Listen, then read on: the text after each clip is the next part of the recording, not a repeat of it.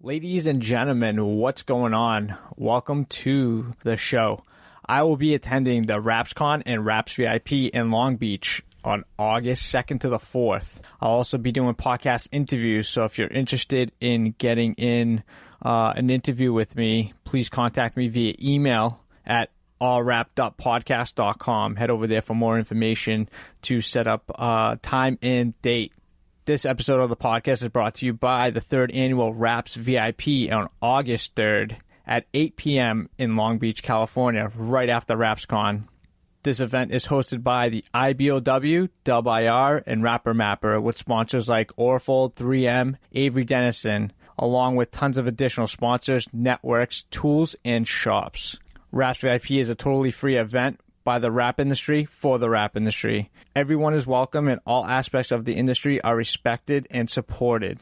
They'll also be having a classic car show with wrapped cars from the 50s and 60s. And what's an event without a little bit of competition? So they'll also be doing a die-cast car wrapping competition. There'll also be a live broadcast with yours truly from the Raps VIP event and some sit-down talks with some industry leaders. For more information, check out rapsvipevent.com. They'll also be posting some information and some updated stuff on their social media account. So head over to rapsvipevent.com to get any more additional information about the event. Now here's a brand new episode of All Wrapped Up. Well, yeah, I mean, so that was pretty much a game changer was printing everything. And, I could finally design something, like what my business card looked like and then put it on your van, which was awesome. This town was not ready for vehicle wraps by any means. I was ready for vehicle wraps, but they weren't.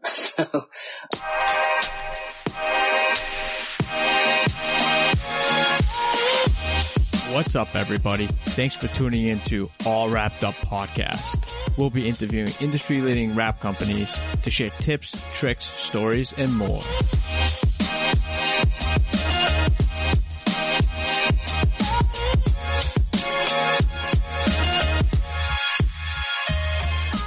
All right, so we'll go live. We got Brian McGuire from Illusions Raps. What's going on, brother? What's up, Jeff? How you doing? Not bad, not bad. How's your day been today? It's a Tuesday. Feels like a Monday. Right. Right. What you got going on at the shop this week? Let's see. This week we just finished up a partial today, and I think we just posted that today. And then we also are doing an Element, mostly all commercial stuff, really. We got a monster truck in here, which is really cool. That's something that's been like lingering around my shop for a while that I need to get out. We got a tree truck coming tomorrow. We did some stripes on a Mustang today. We got a tanker truck coming. We've got a couple lettering jobs. And then I'm sure somebody else will drop something else on my plate. Yeah, it's still early in the week to get those last minute jobs. Yeah. That's awesome. Is a lot of your stuff commercial wraps?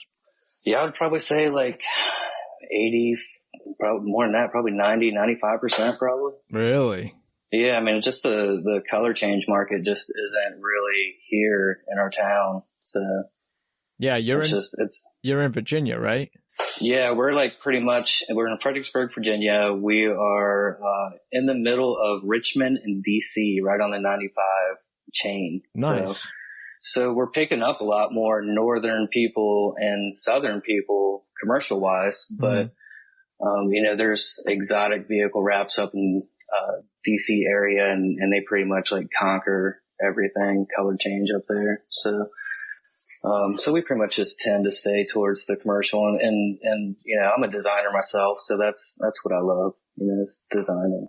Yeah. Plus, as everybody knows, and I've talked about this topic numerous times, commercial is what pays the bills, and there's nothing wrong with just doing commercial stuff if that's what you like to do, Yeah, the people aren't as picky. You get a color change and everybody wants it to be the most perfect thing in the world. And, we can make it perfect, but you got to pay for it.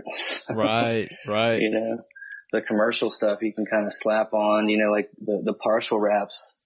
they're quick and easy. You know what I mean? You probably make more money on partial wraps than you do full wraps. Oh, all day. Yeah. And you could do more in a day than you would doing a full van wrap. Then, get a couple partials in, you'll be all set. Yeah, because you stay away from most of the complex areas anyways. You don't have to tear the vehicle down. It's much easier. Yeah, definitely. Especially with all the new materials.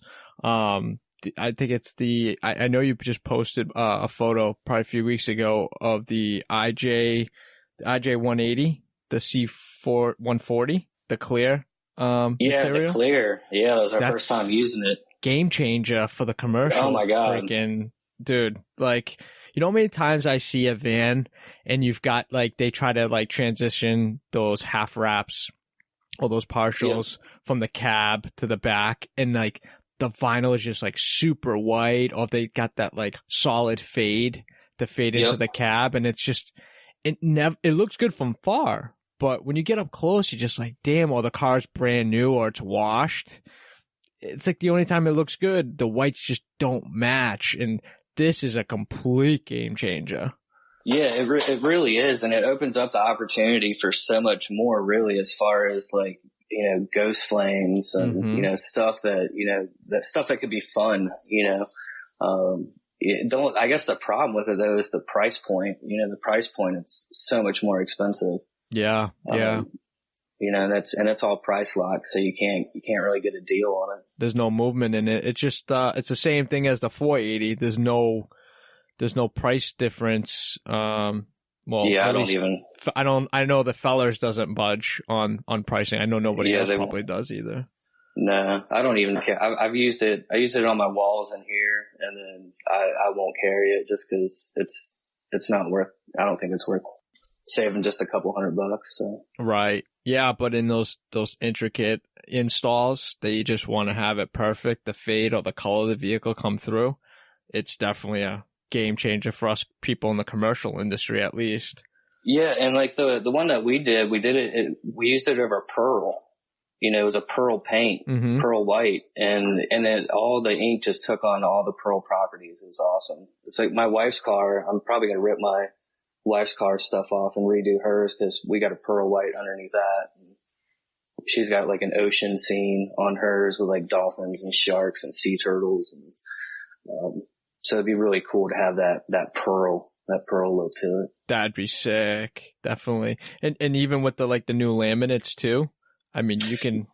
Yeah, well, we used a couple of the new 3M laminates. So, and that's 3M is usually what we tend to stick to, but we had the 3M laminates, the super sparkly stuff. We just did a boat for aquatic warfare and a truck to match, and we used I forgot which sparkle laminate it was. We used a couple of them, but that turned out awesome. It was bass boat looking. Right. So, yeah, those bass boats are insane. They usually have super high flake in them. Yeah. The only problem with it though is the install. It's just a lot harder to work with because it's so flaky. Wants to crack on you. So, really? I didn't know. Yeah, we learned that quick. So it was the first piece. The installer was having some issues with it. Too much heat or temperature in the bay installing. Yeah. Wow. But he got it down. I mean, it looked good. The boat turned out good. And we actually did Ford, what is that thing? It's a Ford Focus RS or whatever. We did a custom wrap on that. And we used a sparkle limiter on that. And that was the first one we did. So. Oh, that's the one that looks like those cups with that. It's ice cream cup. Yeah. I was starting to get hungry when I looked at it. I'm like, dude, that's the ice cream cups that they give the smoothies in. Stuff. We got this famous ice cream place downtown, and it's actually been on one of the food channels and stuff. And the guy went down there that weekend and parked out front and was taking pictures with ice cream cones and stuff. That is so funny. Yeah. How is it installing at least the material by itself with the regular lamb on it? What's that? The clear? The clear stuff, yeah. He said I don't actually install. I really don't do any installs anymore. But he said it was great. You know what I mean? It's worked like the other stuff. It has its own little kicks, the same as the metallic. They're all a little tiny bit different, but the 180 family is all pretty pretty close. Yeah. So, Nice. And how about printing? the printing, we use HP latex and, all water based. So it turned out great. I think the clear, I think we did a 10 or 12 pass on it, I believe. Yep. So, which I think that's normally what we print at. And you just use the regular profile to work with? Yeah, I think they use some weird, just generic profile for most of our wraps for that kind of stuff. But, nice. I just hired a guy that's coming in and really working with our colors and stuff. So.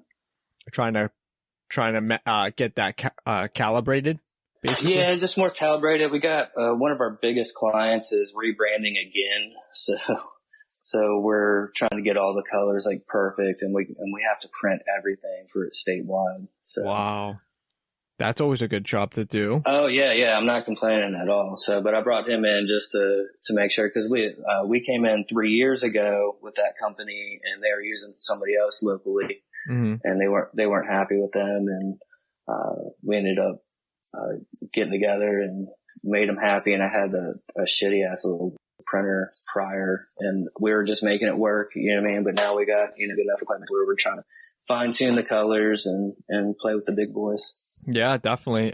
As per usual, we all start somewhere. You know what I mean? Yep. Until we land that big break and start taking that money and investing back into the business.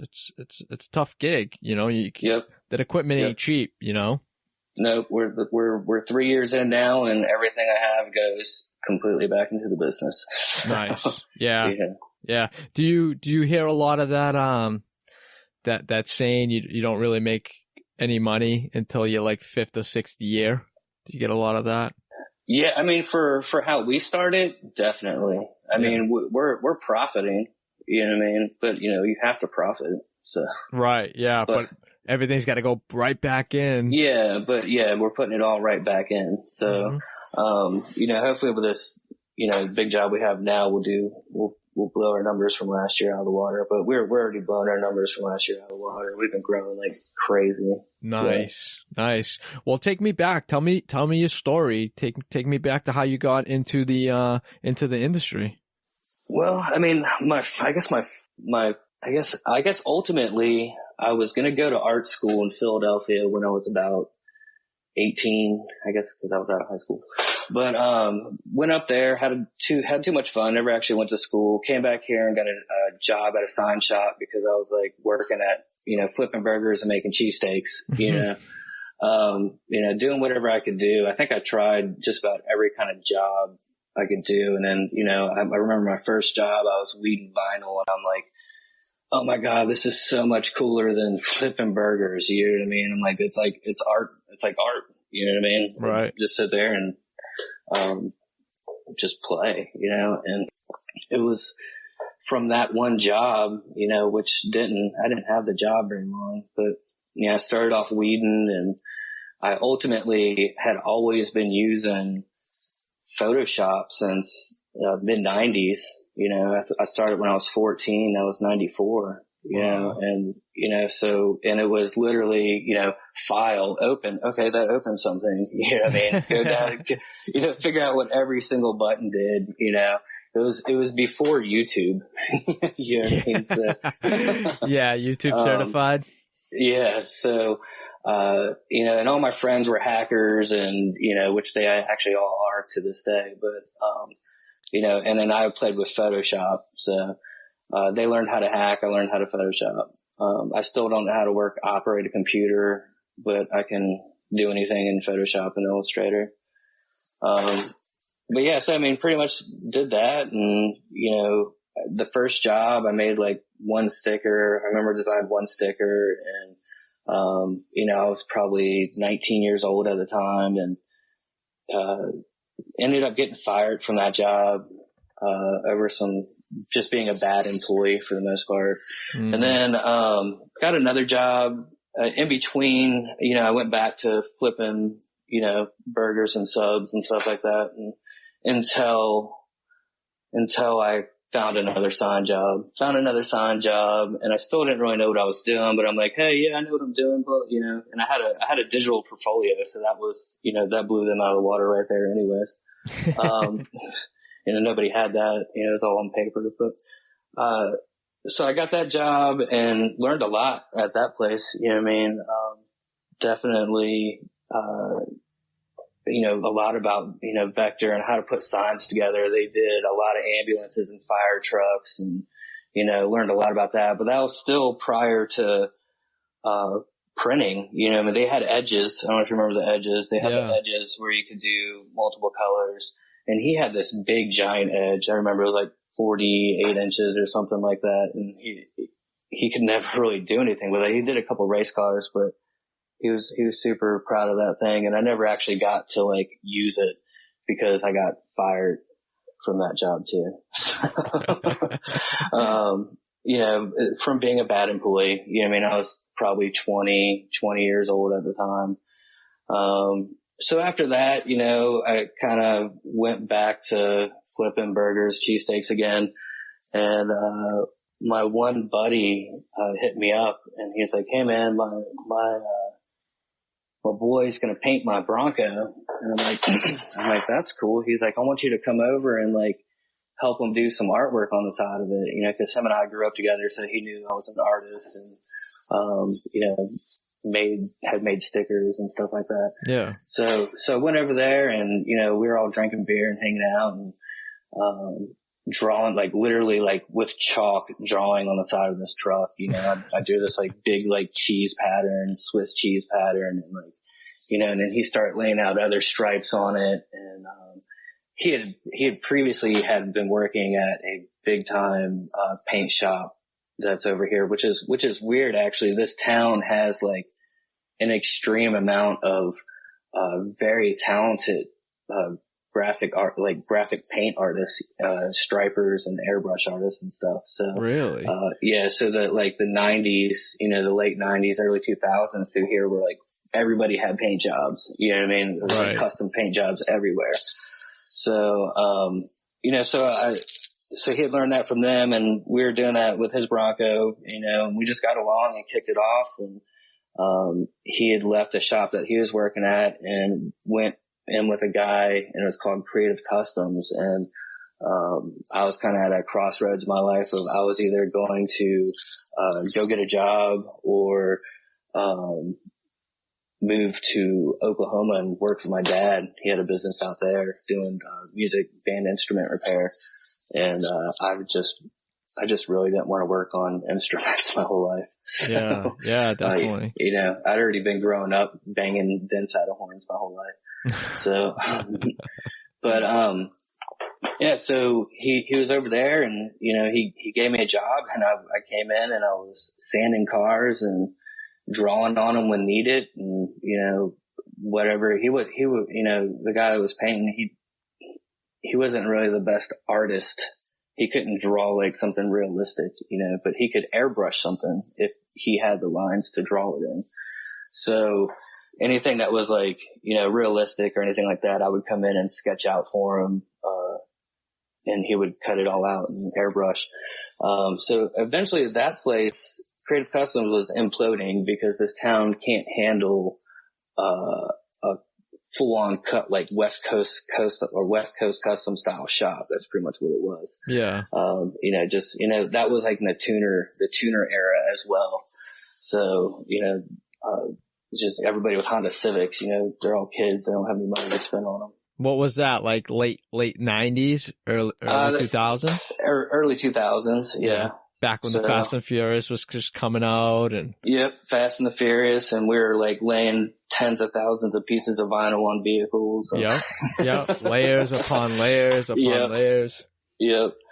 So, so we left and we left out of there and shared a shop with a buddy of ours still doing paint work. And we had, these like 5 or 6 American flag trucks to do. Mm-hmm. And, I needed, you know, I just wanted the stars. I was like, hey, if we can just get some stars made, you know, we can put them on. It'll be super easy, you know, just airbrush over them. So I went and talked to one of the first sign shop I'd worked at, and he offered to sell me an old plotter that he had, and gave me some software with it. So we ended up buying that, and I had like a 2-foot by 6-foot table that flipped up and down that I used to weed on. It was only like a 24-inch plotter on the wall. So, yeah, on the wall that would flip up and down because the shop was so small. Yeah, I remember those days, man. Yeah. My shop was we had one bay, and I literally had to wrap or letter one side at a time. And on one wall, I'd have like a throwdown table like that just to save on space. Oh, I remember those days. Yeah. Damn. And it wasn't like we're using it all the time. So I was basically making paint stencils. You know what I mean? So right. I remember making like, Bugs Bunny stencils with like holding chains with tow hooks on them and stuff like that. Anything I could draw, I would draw on a piece of paper and I would scan it in and then, trace it and vectorize it. And I think I was using SignLab or Flexi, probably one of those two. I think I was more proficient in SignLab probably than anything. But, we were tracing them all out. And then I was, thinking about how to make the stencils of, what colors he would airbrush first, and we'd separate everything and put registration marks on it. So that way, when he went to airbrush, he just had everything he needed to do. Wow. So you were already separating the layers for him to airbrush. Wow. Yep. That's insane. Yep. So if it was like, 6 colors, we'd have like 7 or 8 masks, right? For it. So, but I mean, that taught me a lot, you know what I mean? Of how the actual structure of all the CAD works, right? You know what I mean? As far as from pieces and element, I guess in Illustrator now it's what, compound paths and right. layers and, all that type of stuff. So, so it really kind of taught me because we were young and we're like, hey, could you do this? I'm like, yes, we can do that. Yeah. You know what I mean? Well, that's always good too. I mean, it gives you the sense of, how everything is laid out, working backwards, because that's how you had to work. You had to lay down the base, and then all the detail was added one after another. And, some people don't get the concept because, printing it, you just design it, hit print, and it's done. Back then, right. It was just so different. It's nice to know it that way too, because you could see the detail in a lot of the old school stuff and how many layers people used to like add, like 10, 15 layers to make one design. It's like, holy cow. Yeah. You appreciate that. Yeah, and I still do that to this day. Do you really? Even like when I set up most of my logos and build all my stuff, I still set it up like it was going to get cut out. Really? Yeah, it's just like an OCD thing of mine. It has to be, and a lot of times because we are going to cut it out. You know what I mean? A lot of times we'll end up cutting out like a 1-color sticker for a back window. You know what I mean? For tow trucks, tow trucks, like that kind of stuff. So, right. So I'm always when I'm building my logos, I think about how can I make it a 1-color logo as well. Just in case.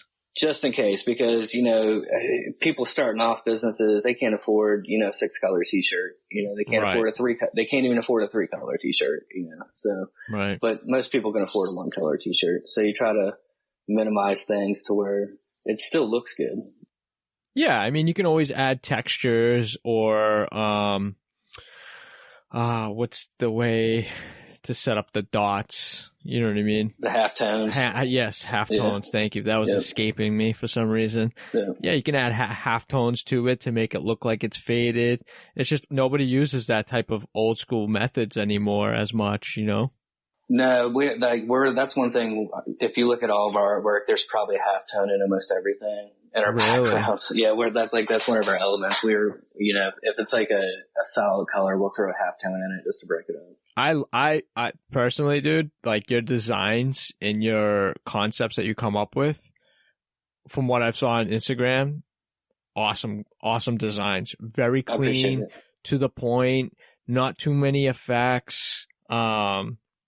that's a huge thing that Dan Antonelli tries to add in. And I can kind of see a little bit of that flair in how you do it, using mascots and stuff like that, Yeah, I didn't even know who he was until your podcast. And, but I knew his work, because people would always come in and be like, hey, I want something like this. And I'm like, oh, that's really cool. I like that, Right. And I really like the old school stuff anyways, because, it's, if you look at like old, like Western signs and like stuff from like, hundreds of years ago, right. We're really not doing anything different. No. You know what I mean? No. We're really not. So. But you know what it is? You can over affect it. You know what I mean? Where it's not legible, Yeah, when I first started, even back in the days we're talking about, like that's, that was my thing. I'd be like, oh, well, I put a drop shadow and a bevel on everything. It didn't matter what it was. If it was a business card, it had a bevel on it, and that was my thing. I'd be like, yeah, well, see, his business card is flat. Mine's got bevels and drop shadows and blah, blah, blah, blah. And then, I would put them on signs and I would drive around town and I would be like, well, shit, I can't read that. Right. You know what I mean? And then I'd see something else driving down the road and I'd be like, well, I can't read that either, so I'm not going to do that again. And then, you know what I mean? And I've been doing it long enough now to where I've, I critique my own stuff. If I can't read it driving down the road, then they wasted their money, right. And I feel that a lot of people designing wraps get carried away with that. Sometimes less is more. And even my designers now, not everything on my page I've done. I've got a new designer who's been here with me for a year now, and he's been designing wraps for a year. So, but he's going to go through his ups and downs too. Yeah, but I'm shaping and molding him into what I already am working on, the stuff I'm already doing. Let him do his own thing, but come back in and be like, hey, well, I can tell you right now, you're not gonna be able to read that. Right. That's not a good spot for it. You know what I mean? Especially from lettering, because I've been lettering vehicles for 20 years now. Wow. Lettering is, you can only put it in different spots, and vehicle wraps, you can't really put that much information on it anyways. You think you can, but really you can't. So less is more. Let the wrap speak for itself. Exactly. I mean, at the end of the day, that's how it's gotta be. And, when you can sit back and actually critique your own work after the fact and take that information and make it better for the next one or the next client, that's what it's all about. You can't just be complacent and just be like, yep, that's a good wrap. See ya, and not look at it again. Right. You have to look at it as it has to benefit the client more than it benefits you, Yeah. I mean, that's what I'm designing for them. I'm not designing for myself. I do design it. I do design if I like it. 9 times out of 10, they're going to like it, but if I know if I don't like it, I won't even present it to them. Sometimes if I don't like it, they still like it. But you always have those clients that, want you to make a shit sandwich. So you just make a shit sandwich and give it to them. So, right. Sometimes it is what it is. Yeah. When a plumber comes in my house, I don't tell him how to plumb. So, you know what I mean? But, people that, we have lots of, clients that are artists. Oh yeah, all day. They all are. Come on. They come in with the scribble on a piece of paper. Hey, can you make this work? Yep. Or just like a weird concept. It's like, dude, I can't make that fit on your minivan. Like that just is not going to work, Yeah. Or you stare at the screen for 4 hours and try to figure out how to make it work. Right. Yeah. Yeah. It's a waste of time. We have to go back to the drawing board. Well, go back to your story about, making your templates, having them airbrush it.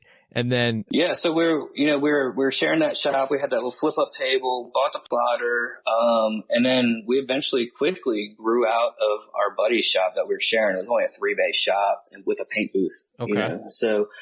So we got this like nice big shop in downtown Fredericksburg, and it's like downtown Fredericksburg is like old town, old Civil War town. So we got a shop down there, opened up, and just started blowing up. I remember we had painted his 4Runner, and it had just crazy, like mini trucker style graphics, like all over it, bubbles and, all the stuff that everybody loved back then, the orange to yellow fade, the purple, the magenta and purple, all that stuff. So, we got that shop, and then, we needed a business card. So I was like, hey, I can probably design a business card. So, so we designed a business card, and I had no idea where to get it printed. Didn't know anything about it. And then eventually kind of figured out a place to get it printed. Spent way too much money getting it printed. Now I know that. But I think I spent like $120 or something like that getting it printed. Paid full price for them. Yeah. Oh yeah. Full retail. Yeah. But that one business card, people are like, oh, who did your business card? And that, ended up getting me more in the office and less in the, sales shop. Yeah. Well, less in the shop. Okay. Sanding cars. Cause at this point I'm still sanding cars at, 70% of the day. Oh, Jesus. So like, cause you do whatever you have to do, what I mean? And a lot of my stuff, a lot of it was prepping, getting the airbrusher ready. I'd get his cart set up and like change his paint for him and clean his airbrush and all that kind of stuff. And in between drawing and all that. But, so the business card thing kind of picked up a little bit, and everybody's like, hey, how'd you, who did that? And I was like, oh, I did it, blah, blah, blah. And then, ended up finding a guy that was printing, like I think at the time he spent like 2,500 cards for like $50 or something like that for me. And that was still even too much at the time. Yeah. Right. But I was still making money at it, and, at that point in time, I didn't really know what clip art, I kind of knew what clip art was, but I didn't really know about stock photography or anything like that. And, I was trying to create everything myself, like I remember an electrician came in and he wanted a business card. So like we had this old school fuse box. So I took like pictures in the fuse box and took a picture of a light bulb and then like photoshopped them together. And that was my background. And, and I probably spent like 2 hours on it. Yeah. Trying to get the lighting right and the levels. Yeah. So, and that was my thing too. I was like, okay, well, I'm going to start creating stuff, like that. And so then I started spending more time on the computer, less time in the shop, because we have more work. We were generating more money, for me to be there. And then, we started, giving people proofs of paint jobs. Really? And the way and which, I still kind of envy painters because, you can take your car to a custom paint shop and you get what they give you. Right. It's just a chip chart outside by the sun. This is the color it's going to be. Yeah. Or it's going to have flames and blah, blah, blah and skulls and you can see the flames and skulls. So, pretty much I was, kind of giving people proofs, you know what I mean? And I was laying vehicles out pretty much how we lay vehicle wraps out now, So if it was, I was actually making my templates almost how Bad Wraps makes their templates. And I had no clue what I was doing. I was just trying different things to make it work. And apparently I was doing it right. So, what year was that? That was 2004, maybe. Wow. 2004. So I'm doing these, renderings and stuff and, learning, mimicking the lines and stuff that, the painter was doing and all the other painters that were here locally. I mean, pretty much like if you see tow trucks up and down the East Coast, they're done by Mark Long. And he actually does wraps now. He's right around the corner from me. So, and they were painting all these lines and everything on all these trucks. And then now he's doing them on wraps. And same thing with me. You know what I mean? So I was giving people renderings, and God, I was using, 2004. I probably had like a Pentium 2 or Pentium 3. You know what I mean? Old with computer. Probably had like 2 gigs of RAM in it. Yeah, working it to the bone. Oh yeah, and like, the stuff that we lay out now that's like, 40,000 pixels wide, these renderings were minute and small. I mean, even the lines I could only get, but so so smooth. You know, it was just to give people an idea of like what they're getting. Right. You know, so, you know, learn how to do that. And, you know, business just kept picking up. And, I eventually just, you know, got to the point where, you know, I didn't really necessarily like the way that, the place was operating financially, you know, so I wanted to kind of be in control of my own destiny. And at the time, I was still living at home, and my mother had gotten married and moved out. So I was proud of her. I was like, good job, Mom. I'm glad you grew up and moved out. But she pretty much left me the house. And like, this is a house that like, you know, we had like multiple people living in. You know, my grandmother lived there. My aunt, she was mentally retarded. And she, you know, with epilepsy, she had lived there. So it was like a six or eight bedroom, a 6-bedroom house, 4 bathrooms. So it was a big house. So, I was renting out all the rooms and making money. You know what I mean? There you go. So I had the best opportunity to leave there and kind of do my own thing. And I remember I left in May, and, I forgot what year it was. It had to have been 2005 or 6, maybe somewhere around there.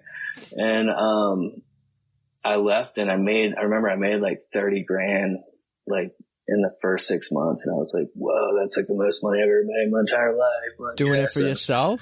Doing it for myself. Yeah. And what were you working on? I had a little a Roland PC90 or something like that. It was a little plotter. You know, and I worked at home, moved everything home. I had my computer, you know, had a little Pentium 3 or whatever. And, you know, just hustle what I could hustle. You know, if you needed a sticker, I was making a sticker. If you needed business cards, I was making business cards. And that's pretty much, business cards was like my way in, you know, cause I literally I had a little leather business card book, and I would like go door to door and be like, hi, I'm Brian McGuire. I own Freelance Graphics, and that's what it was called at the time. You know, and I make business cards and blah, blah, blah. And, you know, so everybody needed a business card. So I figured, you know, if I could get their business card work, then I could get a window job. I could get a lettering job. You know, whatever, a banner, you know, banners were a pain in the ass to make back then. Oh yeah. But, oh yeah. But, you know, so I just kind of built it up.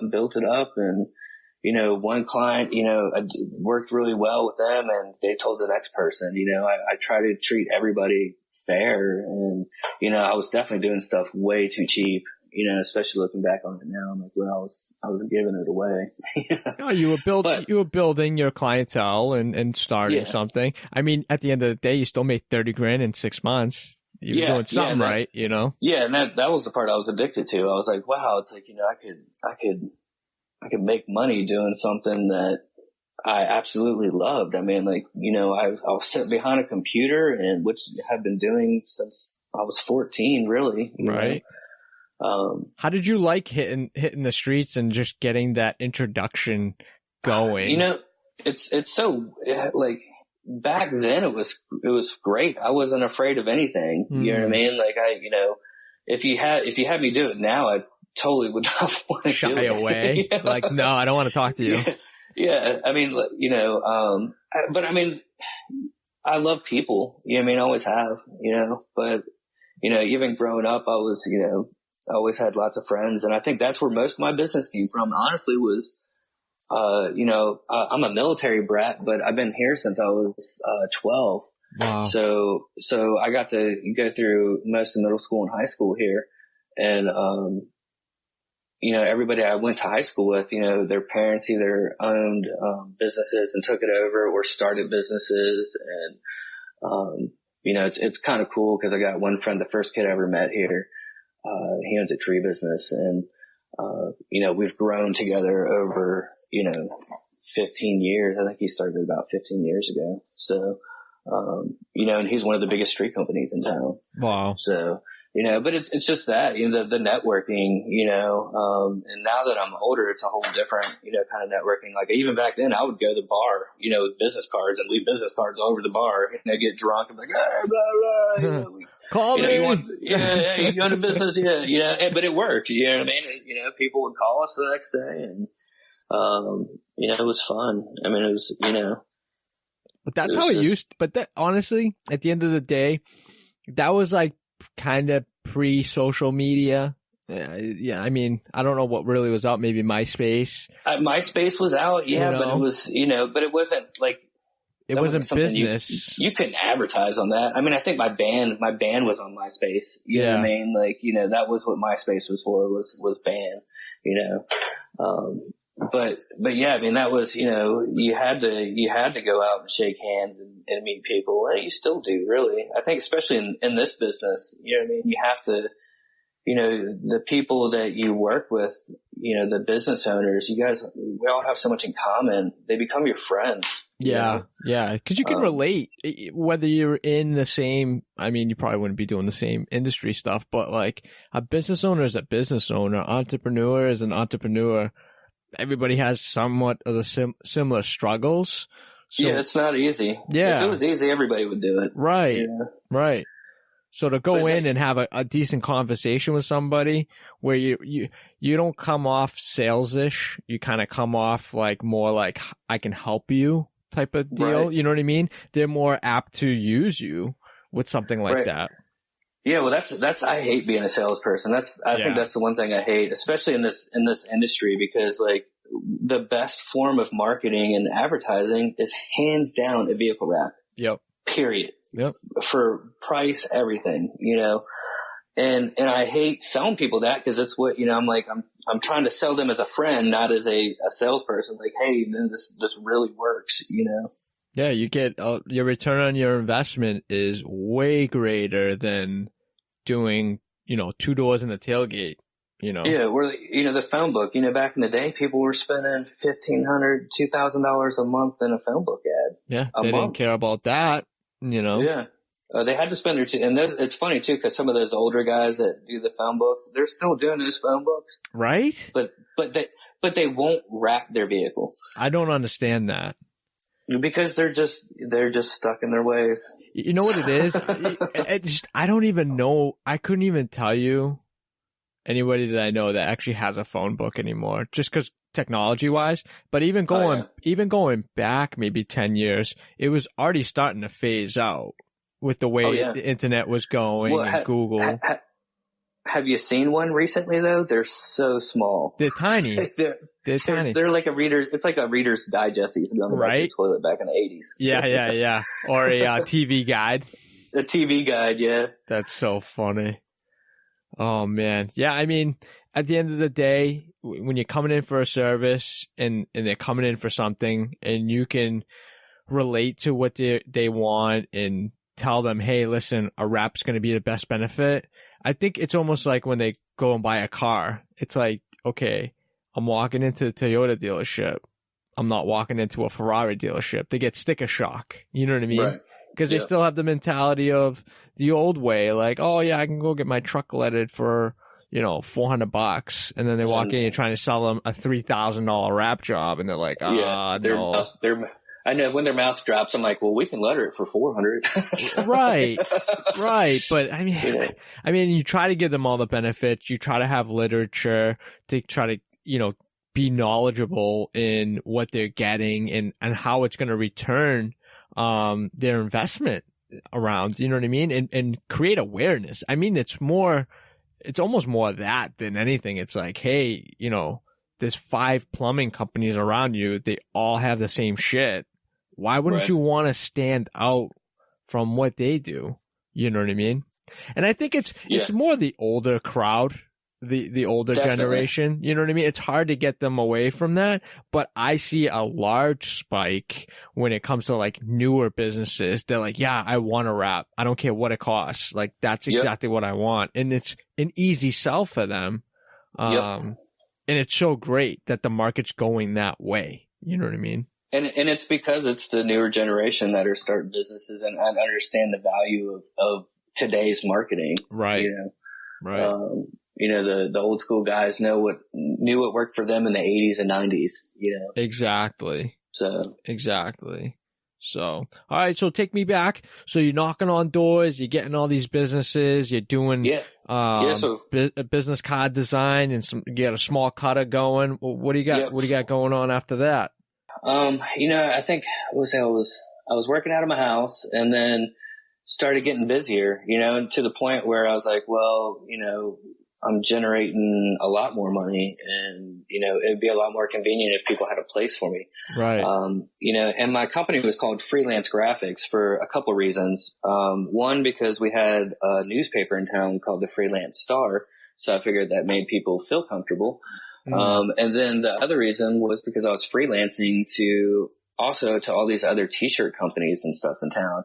And then, I ended up teaming up with a friend of mine, at a t-shirt shop called Taylor Inc. And, she gave me half her shop pretty much, wow. And I came in and, we kind of built some desks and did all kinds of cool stuff and, just started building the business there, and it was back in like a little shopping center. I didn't have a bay. I didn't have anything like that. I was still lettering vehicles outside, whether it was cold. My house was probably 5 miles down the road from the shop and I had a 2-car garage. So if I had to do something, that would fit my garage, I would take it there and do it. There you go. And so once I did that, my mom hit me up and she's like, trying to get me to cut my hair. I've always been like a hippie. I got like long hair, long beard, I just kind of let it all go. And, she's always trying to get me to cut my hair. So, she pretty much offered to, refinance the house and give me like 30 grand to cut my hair off and be more professional. Wow. So I took the offer up, I went to the barber, cut my hair off and I was like, let's go. That was probably the best haircut you ever got. It was. I was so proud of myself for cutting it off. And I was so excited for what was going to come because that money was going to buy me a new printer. And, what else? I got a printer and I got a Roland VP 540. Mm-hmm. And, I got a Graphtec FK 7500, which I actually still have to this day. And got that and it was a game changer. You know what I mean? I could finally design something the way I wanted it to look and print it out. I was like, oh my God, I was like, because back in the day we were doing vinyl and you wanted a gradient on it. Well, we had to, I think we put reducer or something on the vinyl and then, painted or airbrushed it and then weeded it and then taped it and then stuck it on. You could add a gradient on it. Yep. I remember using spray paint trying to get gradients. Yeah. Well, we were in a paint shop, so we used auto paint, which was great because it held up really good. No laminator, huh? Yeah, no laminate. I didn't buy a laminator. I didn't have enough money. Frog juiced it? Yeah, frog juice the hell out of it. Yeah.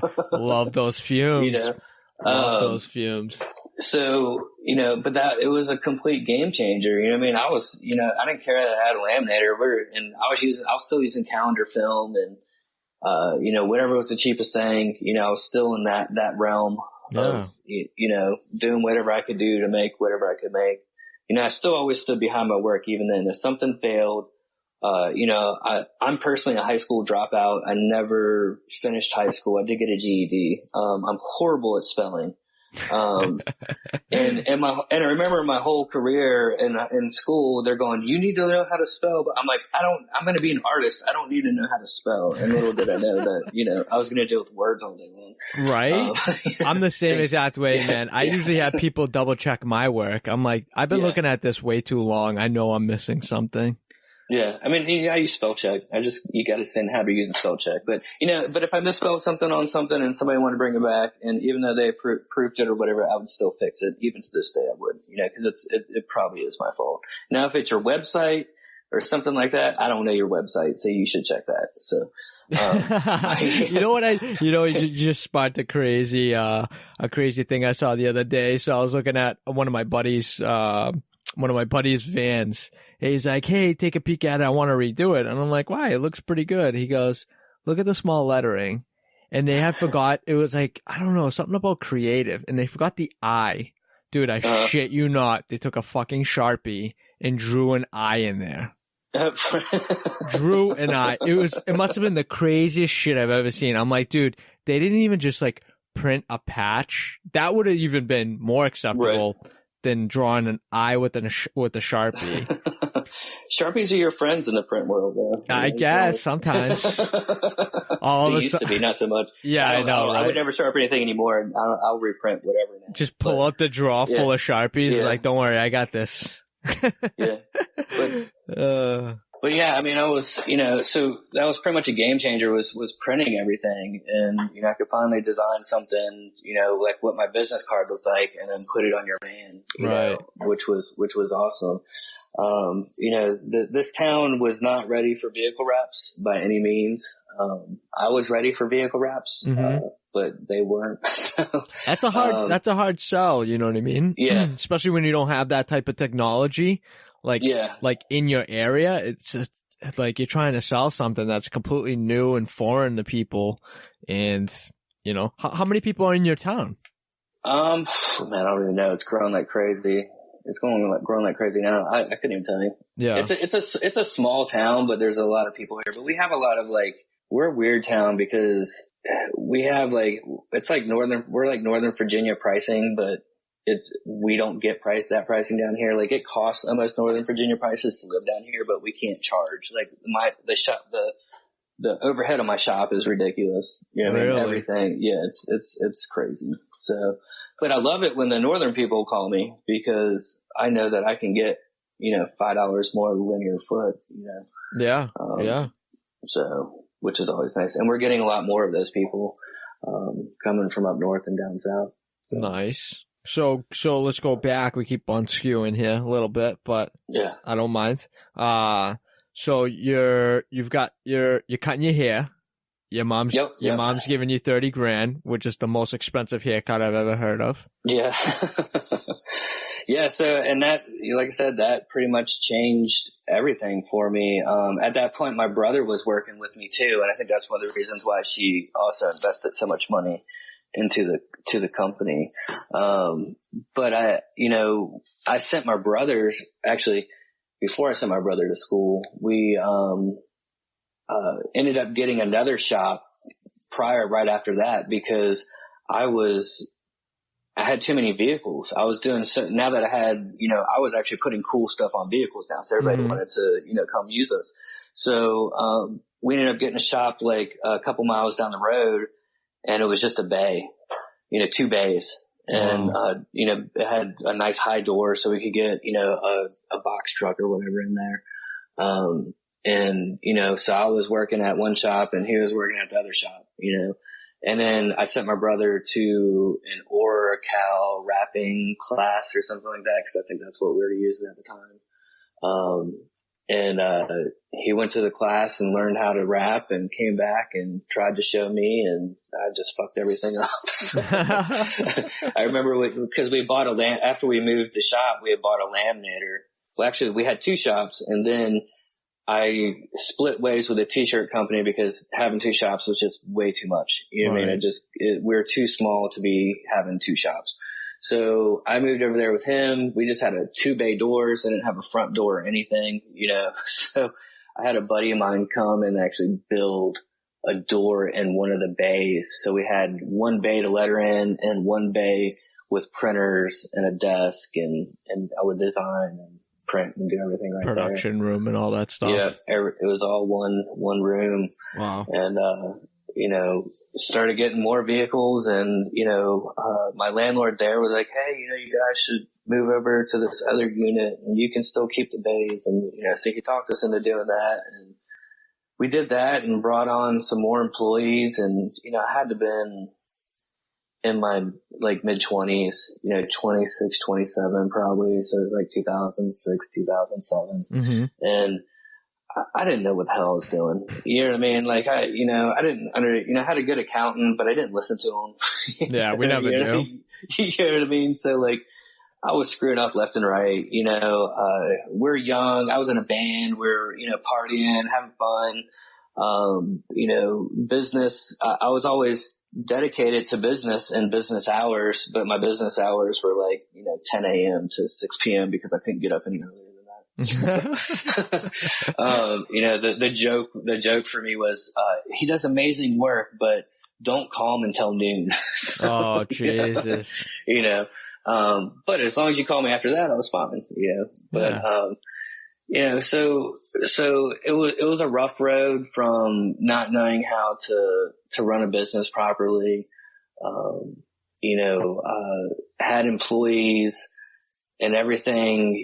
My brother and I were probably shouldn't have been working together. My mom actually said we're never allowed to work together ever again as long as she's allowed to, or as long as she's alive. Just toxic. Yeah, I love my brother. He loves me, but he's my big brother. So big brother working for little brother. Yeah. And I know it all. Yeah. So it didn't work out. But he actually still does this type of work, just in a completely different town now. Oh, there you go. Well, at least you stuck with it. Yeah. He's an artist too. So, he's not a designer, but he works in like a print shop and does like business card printing. And he also has a HP too as well. Nice. So they do banners and stuff like that. Which actually it's funny because he's in Front Royal, which is probably like an hour and a half away from here. And I got an email the other day saying, "Hey, do you guys come to Front Royal?" And I was like, "No, but I got an installer there." That's cool. At least you can work with each other in that aspect where you're not in front of each other's. Yeah, because we were living together, we were working together, and we didn't really make that much money. So paychecks were like, Slim. few and far. We would eat. We would eat and we would pay all our bills.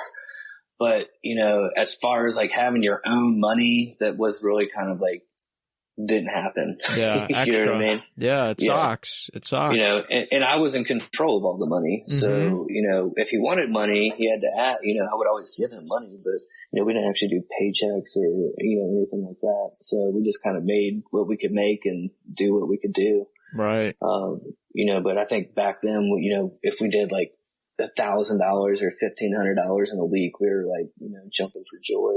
That's a good week. So yeah, that was an awesome week. So, but after paying for everything and at the end of, we had like 3 or 4 employees. So after they got paid, we were pretty much, didn't have anything. So that pretty much went toxic and, he went his way, I went my way. Things were rough and, I was kind of like at a down point in my life probably. My band had broken up and I moved. One of my roommates had moved out, and she didn't move out. She went to jail, and her son was there, and he was like 16, and so I decided to move everything back to the house and help take care of him. Wow. Make sure that he's all right. So I was afraid that without her rent income. And, the numbers just didn't look good. So I moved everything back to the house, which I had a big house. So, the printers went downstairs. I still had a garage. I was still I think I was still doing like 200 to 250,000 a year out of my house. Wow. So, we were still doing, I was doing the best then of my entire life probably, but, all the money was going to kids and just taking care of everything. That's incredible. Yeah. So after, I think I was there for a year or two out of my house and actually got to the point where I loved it for a while, but then it became, I was always at home, you know what I mean? Mm-hmm. Like, it was a 3-level house and I had production downstairs and I had an office on the first floor in my bedroom and I had another living room upstairs, a bedroom I turned into a living room. So I had 3 levels, but I felt like I was always at home, always tied down. And, a couple guys hit me up that own a Signorama in town, hit me up and wanted to buy me out. And, they weren't really doing very well at all. So they saw the talent that I had and, my QuickBooks was kind of all right. You know what I mean? And, right. You know, my P&L was, nah. You know, but it showed how much money I was bringing in. Right, right. And it was probably like 3 times what they were, and they had a storefront. So right, and you're doing this straight out of your house, man. Yeah, straight out of my house. That's incredible. And I remember right before they bought me out and everything, I had broken my foot. You know, walking out of my garage, I just missed a step and twisted my foot and broke it. And I didn't even, my stepdad's a doctor, so I didn't go to the doctor. I just had him look at it. He's like, yeah, it's broken. So, you know, just don't stay off of it. Wow. It was just a little fracture, but, you know, I couldn't even like sit behind the computer because I'd had to have my foot up. So I was out for like a month or 2, and like everything I had saved was gone. You know what I mean? So I was at a point where I was just like, I'm sick of doing this. I'm sick of struggling. You know, I just, you know, I want a paycheck. You know, I can live, you know, comfortably, you know, and I found a number that I was comfortable living on and presented that to them, and they bought out the business, and it was pretty much like a sign-on bonus for the most part. Is what I got, a sign-on bonus, and came on, and that store still ended up failing, and we had to shut the doors down, and it started up into another sign shop. So now we were another business, and we started doing really good. And, you know, prior to that, I had done at my old shop, I had done a couple wraps. So, and that was 2008, 2009. I had done probably maybe four or 5 wraps, and, they're mostly on race cars or trailers. You know, just designing them or installing them? Printing and installing. Yeah, wow. my brother was installing them. I used to help. I've installed a couple wraps. I'm pretty much just solely a designer. I mean, I understand the material. I can go out there and help out. When I get to a part where I know I'm going to fuck it up, I'm like, here, you do it. You do the rest. Yeah, well, you do the rest. Well, the good part is you understand where your lane is, and your lane is in design. And a lot of people fail because they want to do everything, and they're really good at one thing, but everything else is kind of like, well, that's kind of where I was at. And I think that's why I was failing, because I was doing everything. You know, my passion was design, you know, and I had weeded so much vinyl in my life. I was done. Yeah. You know what I mean? Like I could, if I'd never, you know, so when I sold my business too, I was like, I'm never going to open up another sign shop ever again. You know what I mean? I was like, I started downloading 3D animation software. I was like, you know, 3D printing was getting kind of big. I was like, maybe I can make a living doing this, or doing something else. Right. You know, I was really pushing the vehicle wraps, but you know, nobody was going to spend, you know, $4,000 or $5,000 for a vehicle wrap. And I was pricing them really high, but I had to, because I was going to fuck it up and I had to replace it. You know what I mean? So, right. I needed, you know, I remember when I first got my laminator, the first roll of laminate, I wasted an entire roll of laminate just learning how to laminate. You know? Your first trial run, getting it all my first trial run, caught up, jammed up behind the wheels. Oh my God. Yeah. I remember that. I screwed up so much material. I finally figured it out. And I was, you know, and I was never a bad installer. You know what I mean? Like I can still lay regular vinyl better than most of the guys in my shop, probably 90% of the guys in my shop. That's so funny. But they're all newbies. Well, they got the technology to help them out now. Yeah. I was like, there was no bubble free stuff when I was doing it. Exactly. The pressure was hard. Yeah. And every time, because there was no way of getting a bubble out. You had to sit there and prick it out or lift it. I could lay frost material dry. No bubbles, no nothing. See? So it's technique. It was all technique. You'd wake up in the morning and your forearms like on fire. Oh, like, damn, yesterday was a good day. You know? I laid a lot of material. Yeah, I mean, so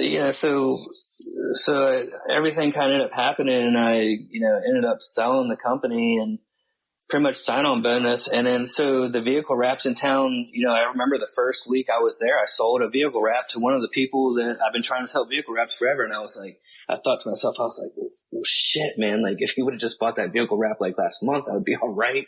You know what I mean? Right. So, but, and I remember 2 weeks in, after signing all the paperwork and everything, I'd made a mistake.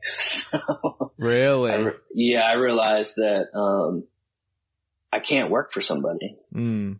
I had spent all these years learning how to do stuff pretty much myself. I mean, I had a couple mentors that would help me along throughout the years and everything, but if I had questions, I'd call my buddy Brandon, blah, blah, blah, and he would explain it to me.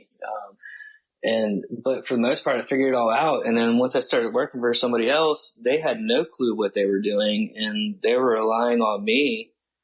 And I was trying to teach them, but they wouldn't listen to me,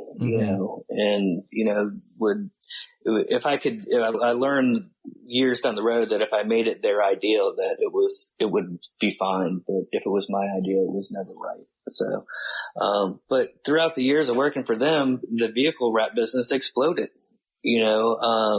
which was fortunate for me too, because I got to focus on just designing. You know what I mean? I didn't have to worry about billing. I didn't have to worry about, the install as much. I didn't have to worry about anything really. I didn't have to worry about if, the print head screwed up and had to be replaced or, any of that kind of stuff. All I had to worry about was designing and fine tuning my art, Right. I did that I sold the business in 2010, and I did it for 5 years. Wow. So I worked for him for five years, and in 2 weeks in, I knew I'd made a mistake. That's incredible. And you stuck it out. I stuck it out. I was under contract, so I had to. Oh, you had no choice. Yeah, I had no choice. Shit. And it wasn't that bad, because I had it to where in that time, I was able to buy a house, get married, and have kids. Mm-hmm. You know what I mean? Which, kind of got me to where I'm at now, because that was more drive, and in those 5 years, I learned that I did understand marketing, and I was a lot better at business than I thought I was, I had made some mistakes and paid my dues, but working with other business people, made me realize that, I had the ability to make the right decisions and whatnot, and learn how to treat people really as an employees, right. Because I didn't like the way I was treated. I remember everybody would always, I'm like the most calm person. That's so difficult to piss me off. But I was yelling and screaming every week at this guy, because of the decisions and stuff he would make that would affect my clients that I had built for, at the time, almost 10 years. Wow. So, and my clients were coming and, complaining, and, stuff was going bad. So, and you had no control over that. I had zero control, no control whatsoever. And they were trying to do everything too. Like, they wanted me to design t-shirts and coins and awards and, I did which was cool, because I got to do some, I did some really cool coins, and, got to kind of think outside of the box as far as, just designing vehicles all the time. Right. But, I learned a lot more in Illustrator. I was more able to teach myself, more tricks, and, cause back in the day I would buy books like, tips and tricks for Photoshop, like those kind of books and stuff like that. Learn how to make stuff look chrome and, right. All that kind of stuff. Now they have filters for them. Everything's easy. Now, like people that use Photoshop nowadays that didn't use it, 15 years ago, you have no clue. Right. You used to have to hit like 4 or 5, commands to get, something nowadays takes one button. So. But you know what? We're probably around the same age. You're probably like, what, 34, 35? No, I'll be 38 in 2 weeks. Okay, so, 38. Well, happy birthday, early birthday.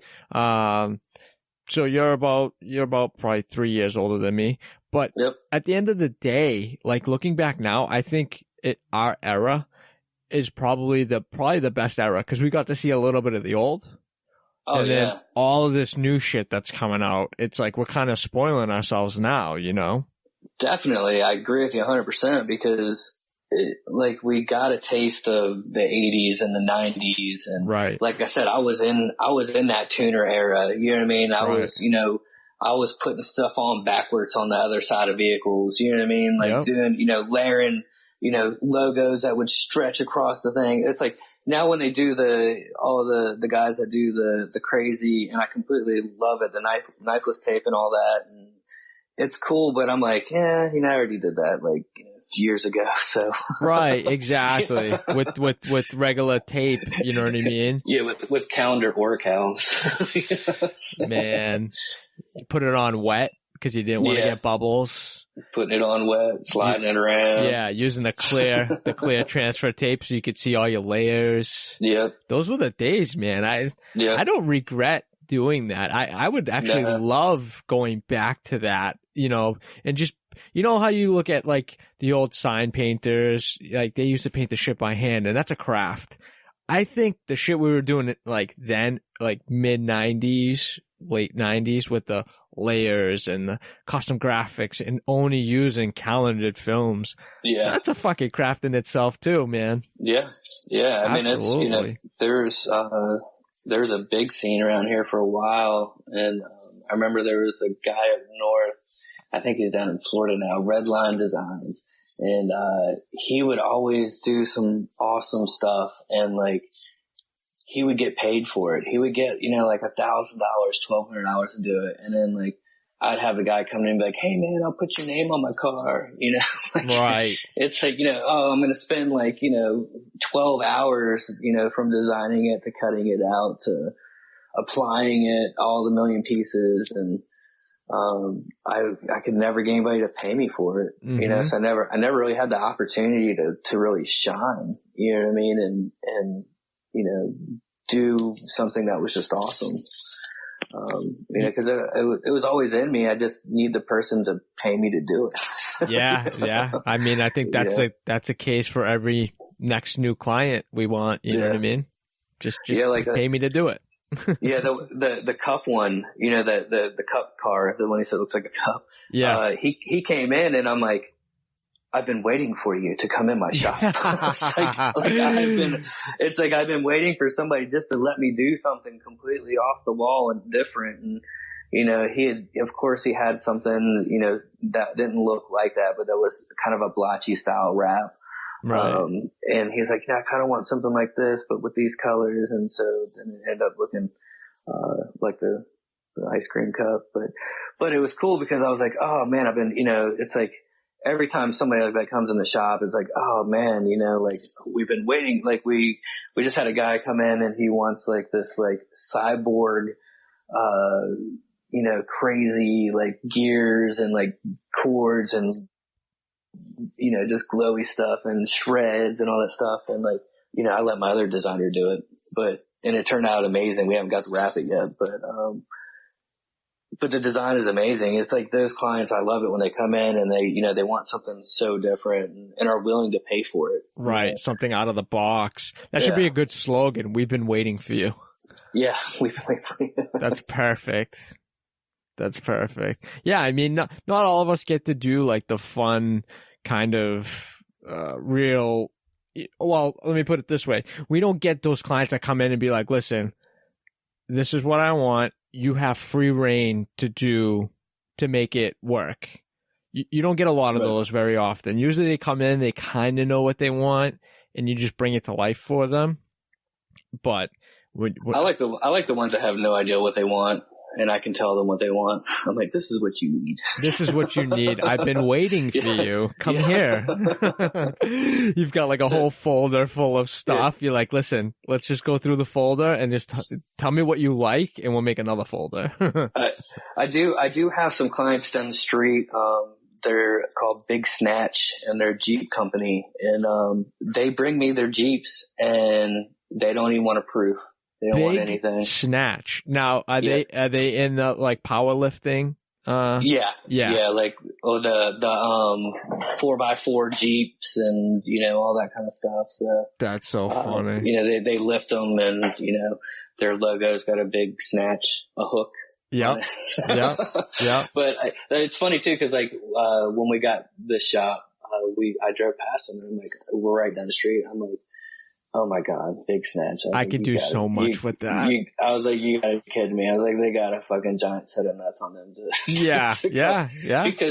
Because our old shop, actually, when we were sharing a shop, when we were doing painting, was called Erotic Illusions. Sounds like a strip club. Yeah, the sheriff's office thought we were a massage parlor. Oh, Jesus. We're nothing like that. So yeah, way far away from that. Yeah, we ended up dropping it and going with Illusions Custom Paint. Illusions. Now, is that something that you took into your business now that you're Illusions Wraps? Yeah. So essentially, when I left the last shop I was at, I put in my 2 weeks. I did my time. 5 years. 5 years. And, I pretty much told the guy, I was like, look, man, I'm going to take about $250,000 to start out of your pocket this year.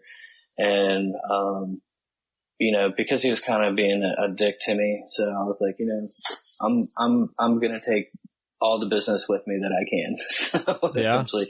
And, I wasn't being an asshole about it, but I was just telling him, hey, I'm just, if you're watching your numbers, make sure that, you subtract 250,000. Right. So, cause I knew I could at least pull that, and, confident, dude. Confident. Yeah.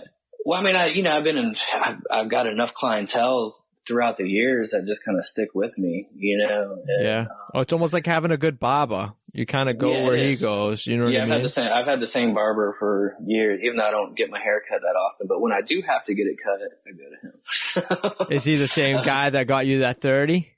Yeah. Go figure. Go figure. Yeah. Does he know the story? He knows my whole life story. There man. you go. They all do. My whole life story. Yeah. That's the, he lived through the whole story that I'm telling you now. That's so. As the women go to their, salons and talk shit about the guys, we do the same.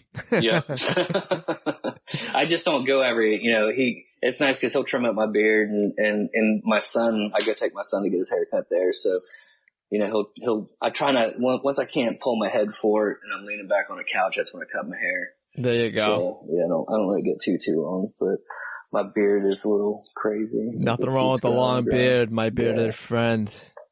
Yeah, it keeps growing. On my other designer, he just had his 1 year beard anniversary. And 1 year beard? Yeah. Oh my God. Yeah. Like, where are we going with this? I've never heard of such thing. He worked at CarMax before, so he couldn't have a beard because he had the mask on because he's from a body shop world too. Right. Which is actually everybody in my shop essentially is some kind of car related prior to here. We're all car guys, mini truckers. So that's awesome. Did you guys, whip out a cake for him or? No. No, I was gonna say. You can't have cake with a beard. Sure you can. You just gotta press it back and just, you know what I mean? So you don't get it. Yeah. You gotta do what you gotta do. Yeah. Oh my God. His is pretty impressive for 1 year though. I have to give him. Yeah. Long? Yeah. He's one of those hairy guys though. I had to work for mine. Yeah, man, I'm getting grays in mine. It's getting ridiculous. Oh yeah, I'm a silverback. I'm starting to be also. As soon as my hair goes all gray, I'm cutting it all off. It's very. I'll tell you right now, man. When it gets gray in your beard, it's so tough to keep it like down. Yeah, I try to tuck it in. I just tuck them in. Yeah, everybody calls me out on it, especially over the past few years because I've been going gray. I'm at that age now where I'm starting to get old. Oh, please. I'm almost 4 years younger than you, and I guarantee I got more grays than you do. I don't know. We'll count them. Genetics. Genetics. It's kids. For me. Do you have kids? I got 2. They drive me insane. Yeah. It's crazy. Yeah, that's what it is. Ever since I had kids, I went gray. So. Yeah, the stress. But I still have hair, so that's what I'm fortunate about. Yeah, so, I'll take that any day. Yeah. Take that. I'll go gray all day. Salt and pepper, the Clooney look, I'm good. Yeah. As soon as you get that bald spot, forget it. Shave it off. Yeah. Don't want Done. it. Yeah. Yep. Unreal. So now you got this big shop. You're moving out. You're telling him he's going to lose his 250 right off the top. Yeah. So pretty much, I'm heading out of there. I had a couple wraps lined up, of course, and I move into my buddy's shop, which is Illusions Paint. So I go back to his shop. Wow. And we don't have a bay. We don't have a printer. We don't have anything. Nothing. All I had, I literally printed the wrap for my, I had an Outlander, which actually is my wife's now. I gave it to her, but I had an Outlander Sport, and I printed it the week before my second to last week before I left, and opened up a bank account with $50 and wrapped my. I think my last paycheck I paid for the wrap and wrapped my Outlander in my driveway because I didn't really have a shop yet, really. Right. So I wrapped it in my driveway. My 2-year-old son at the time helped me. And I fucked it all up. I put it on like too low, and I think my first picture on Instagram is for Illusion Wraps is that picture, really. And that's when it all started. The ones prior to that were for the old company, but wow. Because my Instagram used to be Idio Drummer, because I used to be in the Idiomatics and I was a drummer, and like that was my band page really for myself, and then I just kind of morphed it into the business one. But yeah, so I have no printer. I still have my Mac that I bought in like 2009. I bought like a Mac Pro in 2009, which I still use to this day at home. Wow. And, it was a beast, man. We paid almost like $8,000 for it. So, but it still works to this day. So, I mean, it's almost 10 years old. There's some things that don't work on it, but processing wise, I mean, it'll still process a wrap. It's a workhorse then. Yeah, I got like 64 gigs of RAM in it. It's stupid. Wow. So, but it's on its way out. It's time to upgrade now. Yeah. But yeah, so I have nothing. I opened a bank account, $50, wrapped my car in the driveway because I was like, well, I can't really have a wrap company without a wrap. You know what I mean? Right. And prior to that, some of the installers, that were at the old company wanted to come with me, and I'm like, man, I was like, there's no way, you know what I mean? I was like, I'm just going to do everything myself. If I do like, a couple wraps a month, I'll be all right, Right. And I was actually having the place I put my 2 weeks in print my wraps. Ironically enough. Yeah. So, I mean, cause we left on good terms. I'm not going to burn any bridges with anybody really. Yeah. This town's way too small to do stuff like that.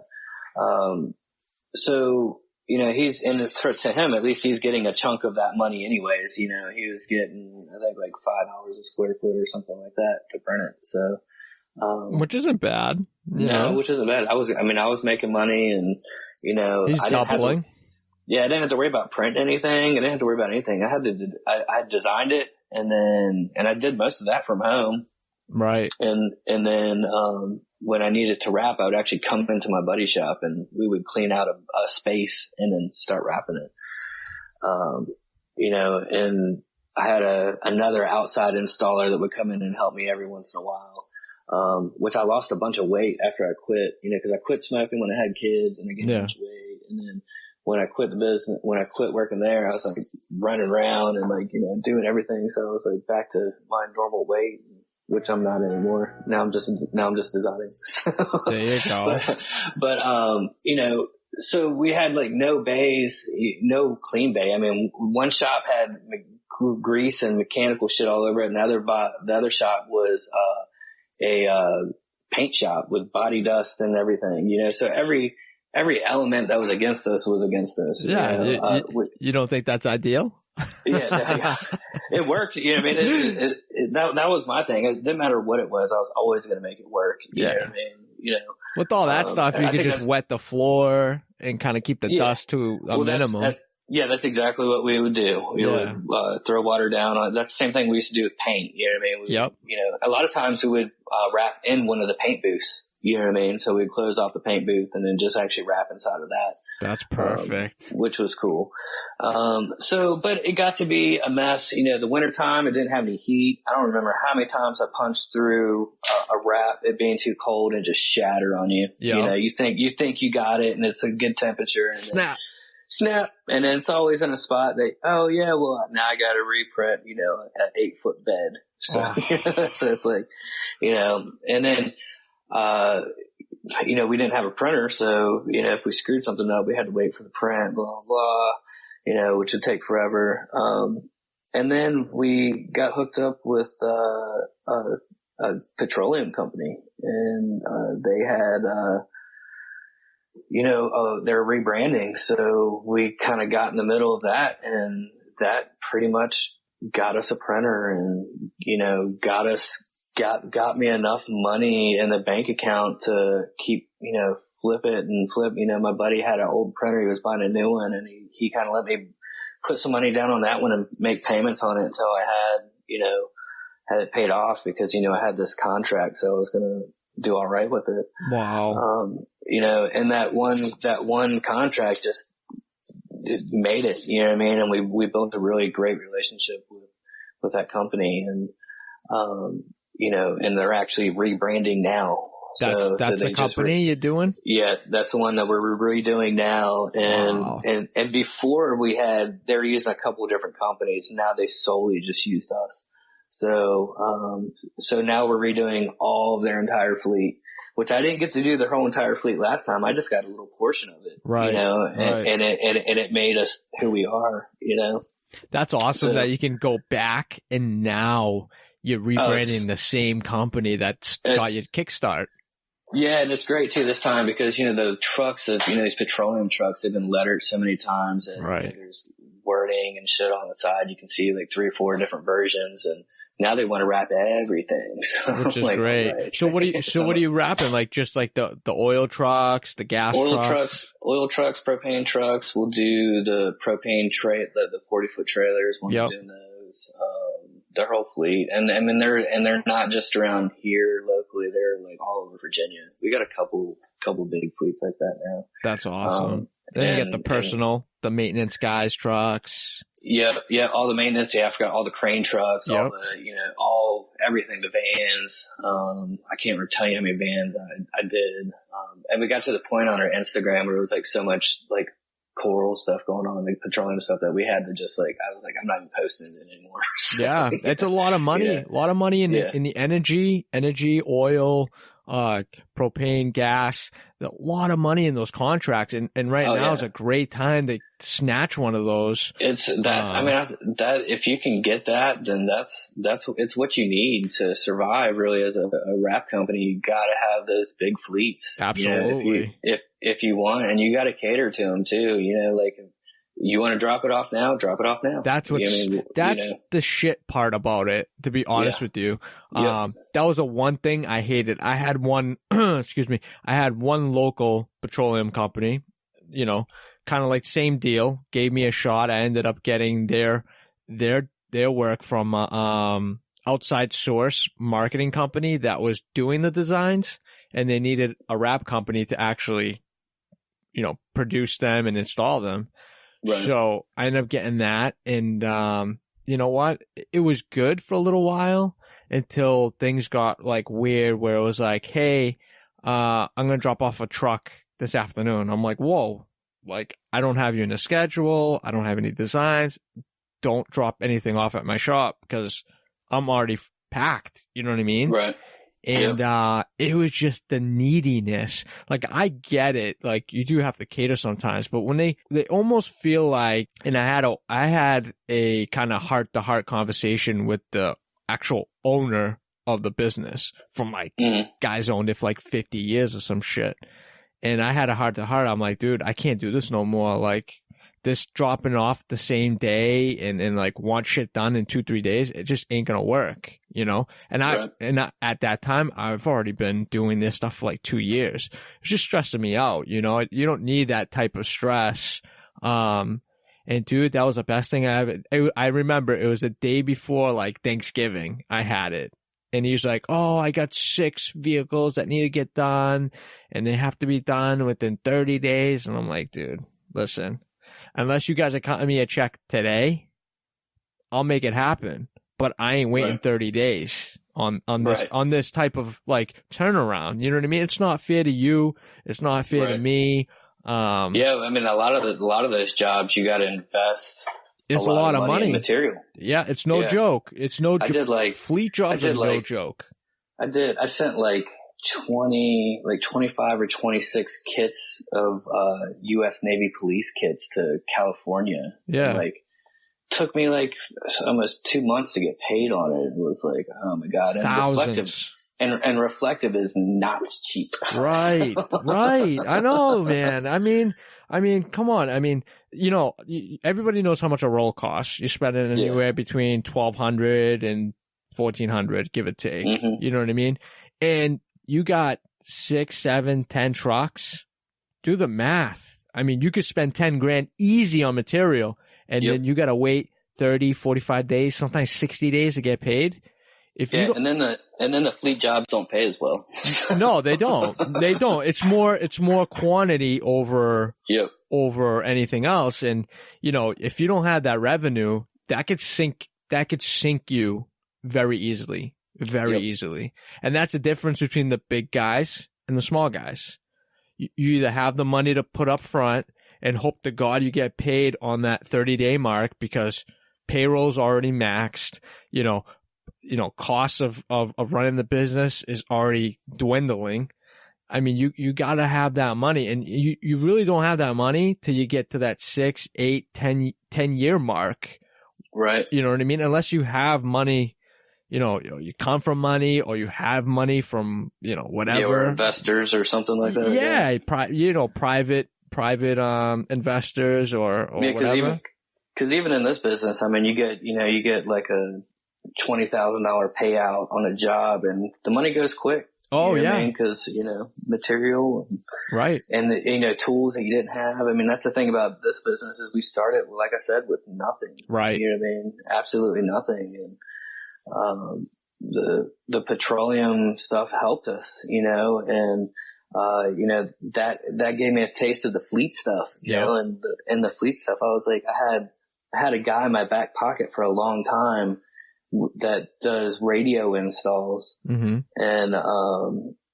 he does all the U.S. Navy, he does all the local police departments and stuff like that. And he told me I could have the install work, and so we took that on, and then we started getting the print work for it too. So we're constantly, there's every week there's police cars here, so we have police cars every week. From pretty much from them. And, and I think for the longest time I put bids in and stuff on that kind of stuff. And I think this is something that a lot of people, especially that are new to the business, don't know about and don't understand. And I didn't for the longest time. And contracts, you can be on contract with these materials. 3M will give you a discounted rate for your contract. So, I was always bidding on stuff and could never win. I'm like, how are these people making any money like this? You know what I mean? Because, a roll of material is, $1,400, and, if it was $1,000 or $800, it'd be a lot better. You know what I mean? And you can work your, rep to get that for you. You know what I mean? And I never knew that, I never understood that. And then, I finally somebody had mentioned that, hey, this person is on contract. And I was like, what, on contract? You know what I mean? I was like, what do you mean? He gets it for what? You know what I mean? I'm like, what? So, but you also have to have a good salesperson, a good, sales rep that will vouch for that. I mean, yeah, I mean, and that's the other thing I was going to tell everybody is that you've got to have that relationship with their sales rep. Yep. Like we buy all of our, vinyl from Fellers. Mm-hmm. You know what I mean? If the only time I don't buy something from Fellers is if I need it tomorrow and Metro Restyling has it. Right. You know what I mean? Right. And Fellers is going to take, 3 days to get to me. So, and early on in this business, I had, Fellers and Grimco kind of fighting over me. And don't you love doing that? There was this young, tall, pretty girl that worked at Grimco, and like, my Fellers rep, she was like, a little bit old, probably 10, 15 years older than me. So she was like the mama, you know what I mean? Mm-hmm. And like she wanted my business and she wanted my business, and, they kind of had an idea of that, where I came from and the type of business that I was starting to do. Right. And, so they fought over me, and it not even being on contract, Fellers was like, hey, well, we'll give it to you for this. And then I'd go to Grimco and be like, hey, well, they were going to give it to me for this. And she'd be like, okay, well, I'll give it to you for this. And then I'd go back to like, hey, well, they're going to give it to me for this. So like, and then I was saving, like almost $150 off a kit, you know what I mean? Just by doing that. Yeah. And then, and $150 for a 3M kit off is huge. I mean, you buy one of those a week, man, that's money. That is definitely money at the end of the month, even quarterly. At the end of the year, it's huge. Yeah.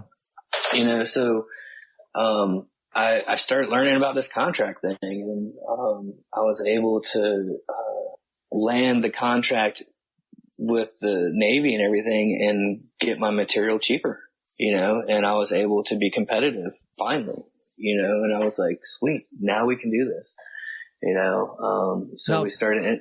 Now tell me, like, based on the contract stuff, now are you only getting the discounted rate based on the job that you're using it for? Or is it like you're set and like anytime you order that material? Well, they supply you what you're allowed it for. You know what I mean? Okay. So like if you're like, hey, this contract I'm going to need 3 rolls of 180 a week. Okay, we'll give you that. Okay, and I'm going to need 2 rolls a month of 680 or whatever, and they will supply you with that. Right. I mean, you got to have a legitimate contract. You can't just be like, oh, well, and then there's paperwork involved. There's paperwork involved.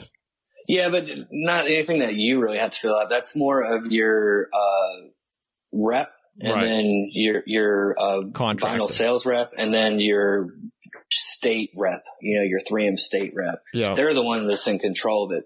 But you need to have your sales rep fight for you and get it for you. That's what they're for. And I don't think a lot of people realize that. That's and I personally have the best rep for Fellers, hands down. I would put money on it across the board. She is absolutely amazing. She's almost like family. I mean, I remember at the old shop, he gave me an office and I was putting flooring down and stuff like that. And she had come in and I was like, just watch. I was like, watch where I'm going to be in a couple of years. You know what I mean? I was determined. Because I got kids, I was like, there's no option for failure here. Right. You know what I mean? Yeah. I was like, it was different when I was younger and I had no responsibilities. I was more worried about playing music than anything really, and now it's completely different because I got little human beings that I got to take care of and raise and make sure that provide they have life. Right. Yeah, exactly. So right. Make sure they stay safe. So that's what it's all about. And that's the other thing too. It's like my kids we have like this incredible environment now that we've built here, where we've got everybody here has kids. Like, we had a Christmas party and, all the kids were here. My uncle was actually Santa Claus. And, he came in like in a red, Fiat, beat the horn, and had presents for all the kids. And like, I mean, it was amazing. So, Coming kid from, friendly. yeah, I mean, coming from what you've been through to now you're able to provide for not just for yourself, but you're providing an income and a means of life for someone else to work with you. What does that feel like now? Now that you look at it at hindsight, now it's like, man, I wasn't just for myself. Now I've got employees to worry about too and their families. What it's scary. It's gotta be. It's scary because it's not just my family that's at fault. It's everybody's family. You know what I mean? Right. Like all these people, you know what I mean, that work here,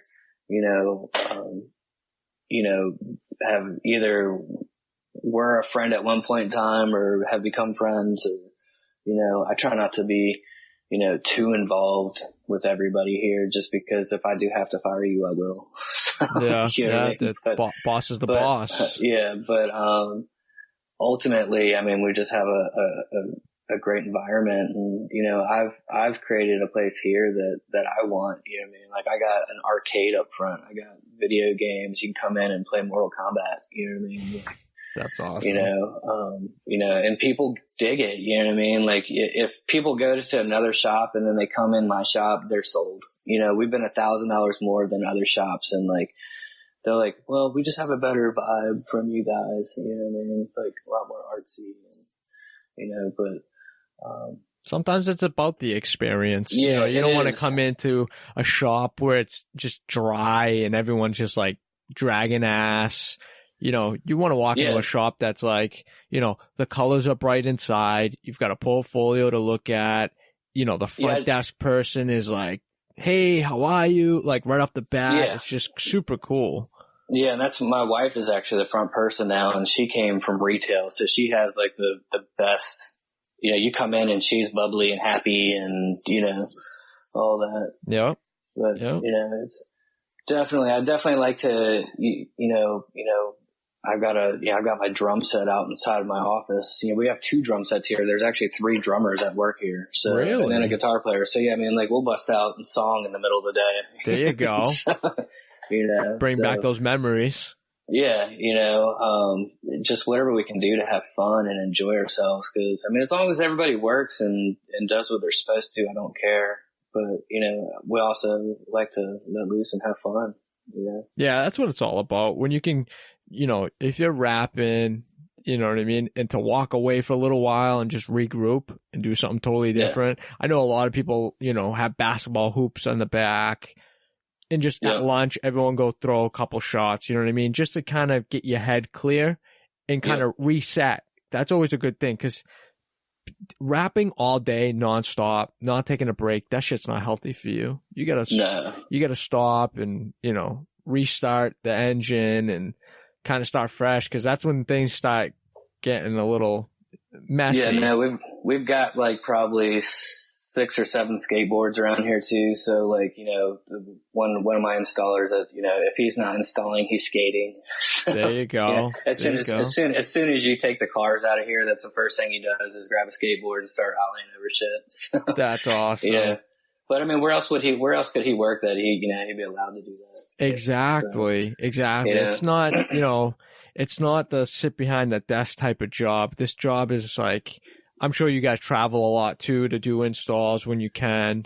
Not so much anymore, but we did early on. So yeah, it's nice to get out once in a while. You still got the good weather there. I mean, I'm sure you get the cold as we do once in a while. Yeah.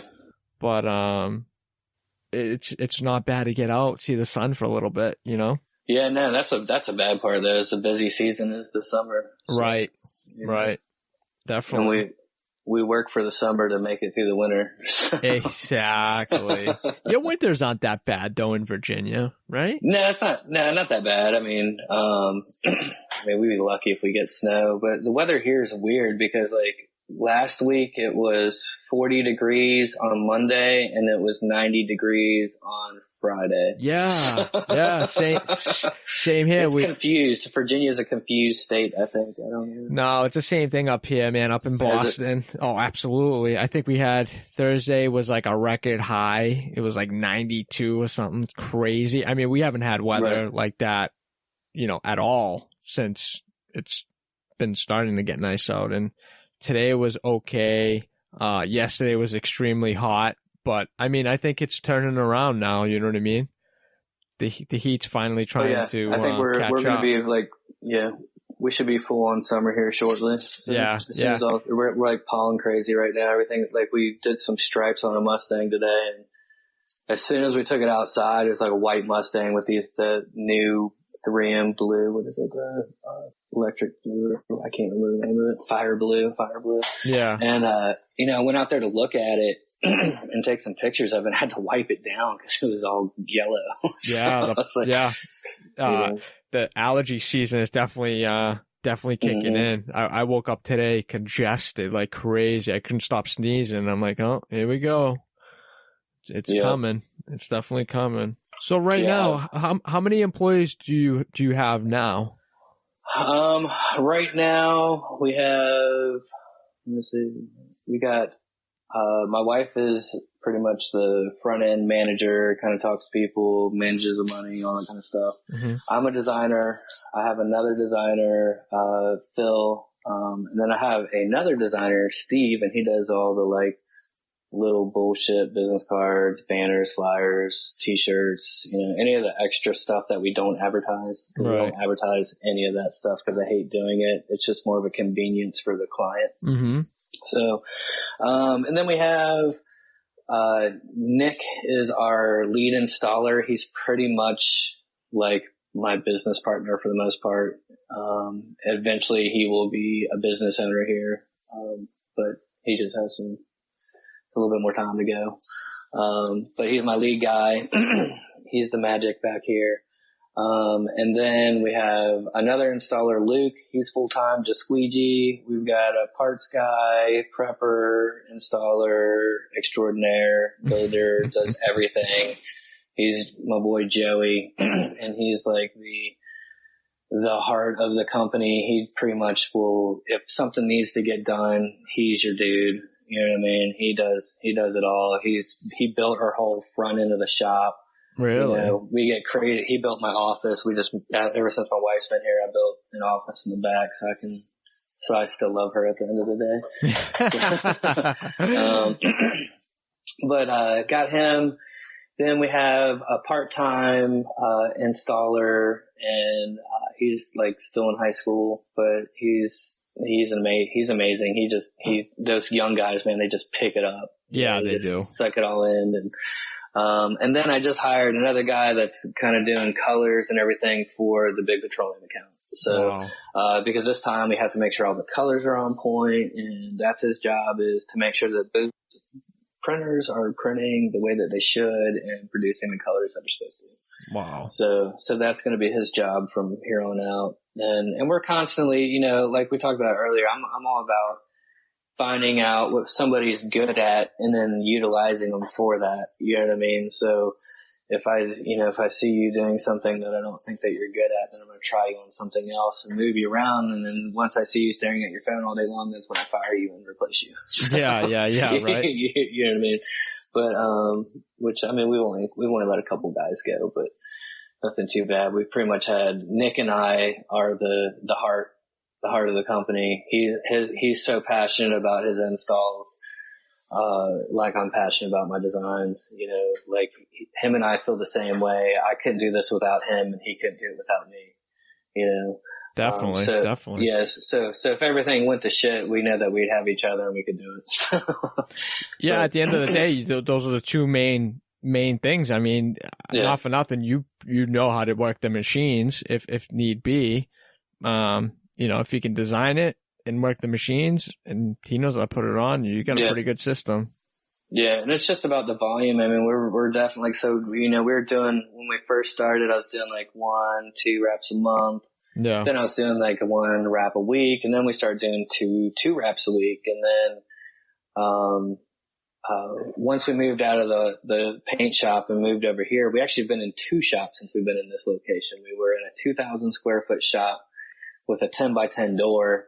And that was amazing because we had a clean bay to work out of. All we had to do is pull the vehicle in, but then we had, 2 vehicles that we had to get done, and we needed like an assembly line. And now we're in a little over 4,000 square foot building, and we could probably use a bigger building. We were doing upwards of 8 wraps a week. Wow. And I was ready to blow my brains out. I heard Scott Keppel, they said they were doing like 20 something designs. Dude, all they must do is just sit in there behind a computer and design. All day long. I've been designing for years, man, and it still takes me, anywhere from 4 to 6 hours to design a good wrap. Yeah, it's incredible. They work long hours.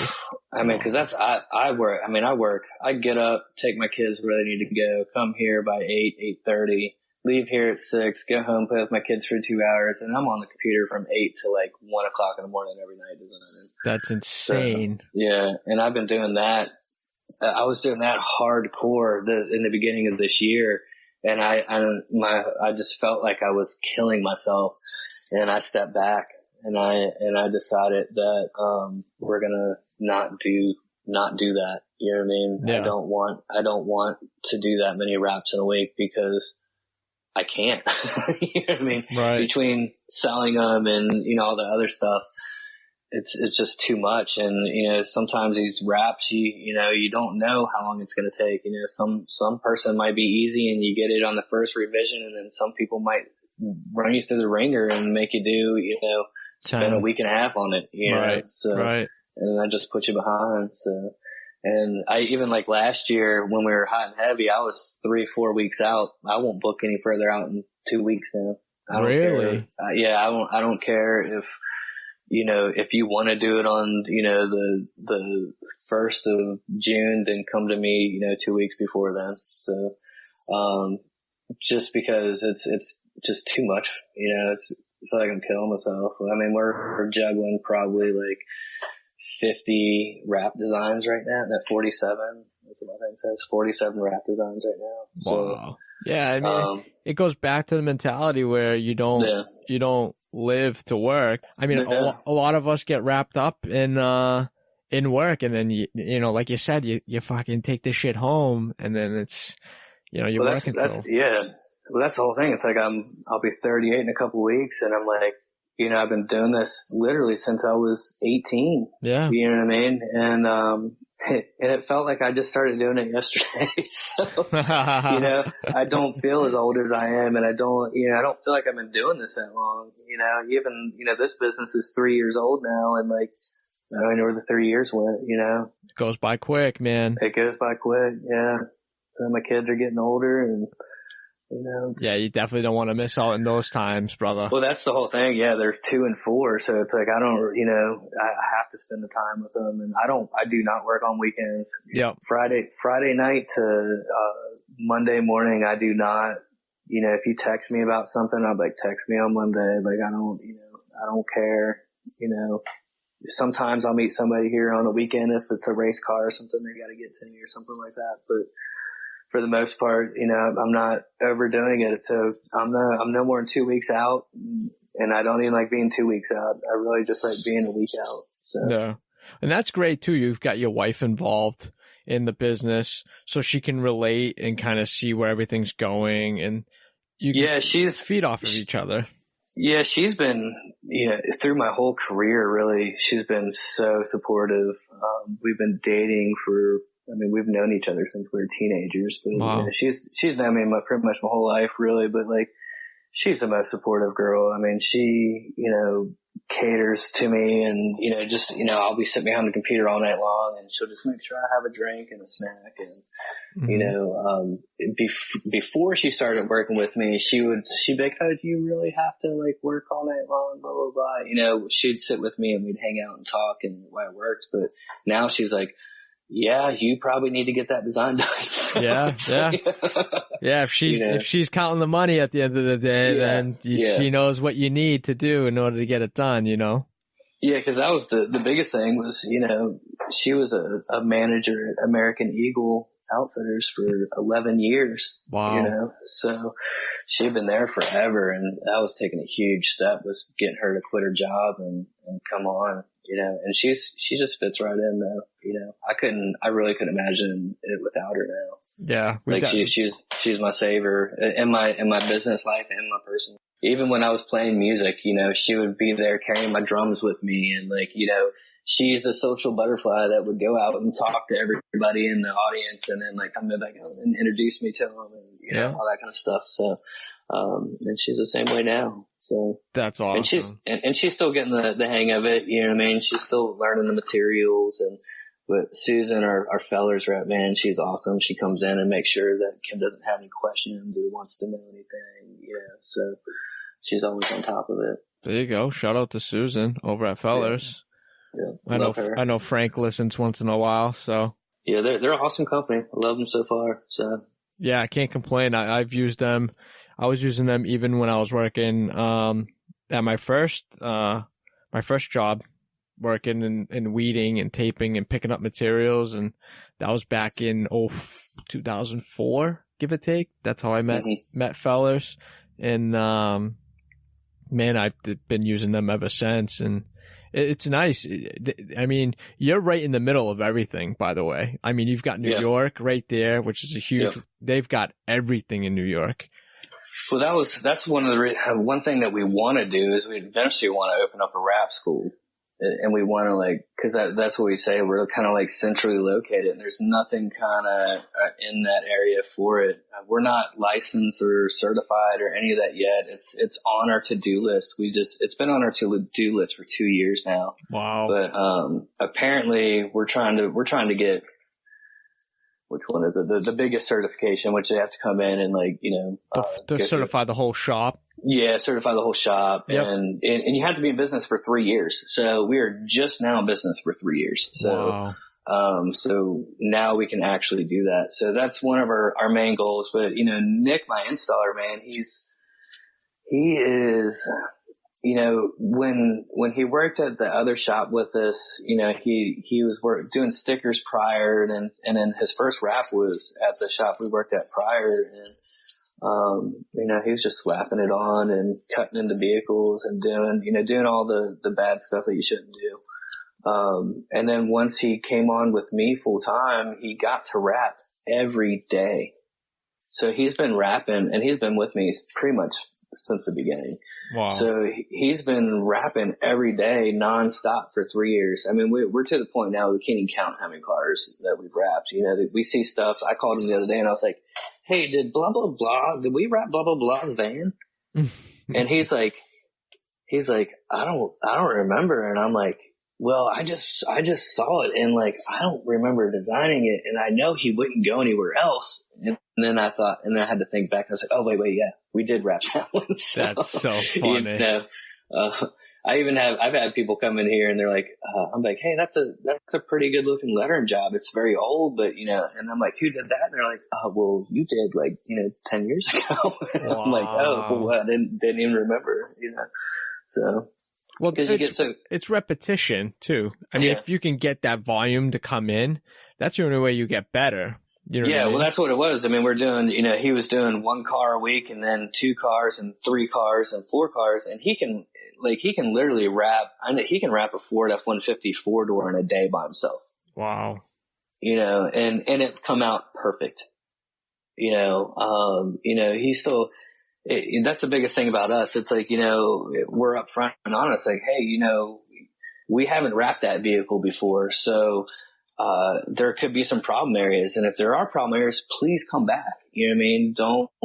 Don't run off and say, hey, well, they did a shitty job or blah, blah, blah. It's we just didn't know, that was going to fail like that, or what kind of issue, and we kept having issues, and they would come back and we would fix it, because it always sucks to have to reprint something and fix it. But I will do that for anybody that we've wrapped and it's failed, Right. But that's how we also learn. I mean, it's okay, well, that part kept failing, so let's not do that on those vans anymore. Or, the NV 2500s and the Sprinter vans where, the material isn't going to stretch that far, The channels. Yeah. We've had a couple that never lifted, but then a whole bunch lifted, you know what I mean? So it all depends on how you lay it, but you know what? Just cut the channels out and live with it. That's it, man. Thank you for saying that out loud. Yeah. I mean, everybody, if you got it, you got it. But I think for me, my personal opinion now, cutting it is the best way to do it. You're still gambling. It's still a 50-50 chance that that thing will stay where you lay it in that channel. Especially for us, because we kind of see all the seasons. So it's not just like warm weather all the time. It's cold. It's hot. Like, just look at the last 2 weeks for us.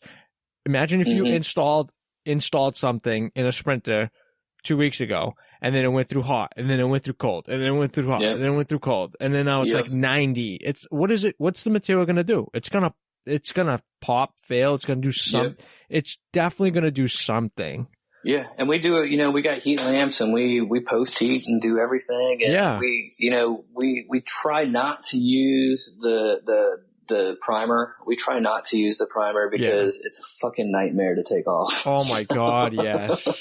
And most of the wraps we do, we're usually the ones that are going to end up taking them off. So, 9 times out of 10, even like I can't even tell you this. Past couple of weeks, we've removed quite a few wraps that we've done that were only 2-3 years old, whether they're selling the vehicle or doing something,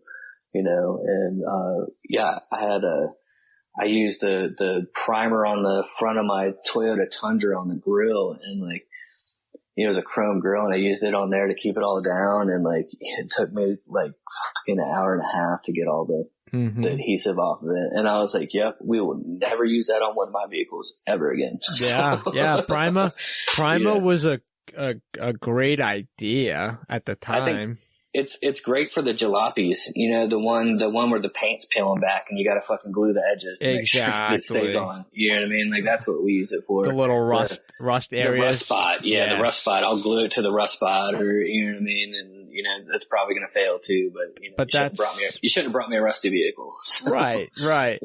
That's the luxury of this industry, because there's so many, the auto body guys get involved with it, and then you got the customization of it where shops are getting more like auto body and doing repairs and then wrapping it. This whole this is sparking so much of a different trend where you can be commercial, you can be the restyling shop, you can be a little bit of body.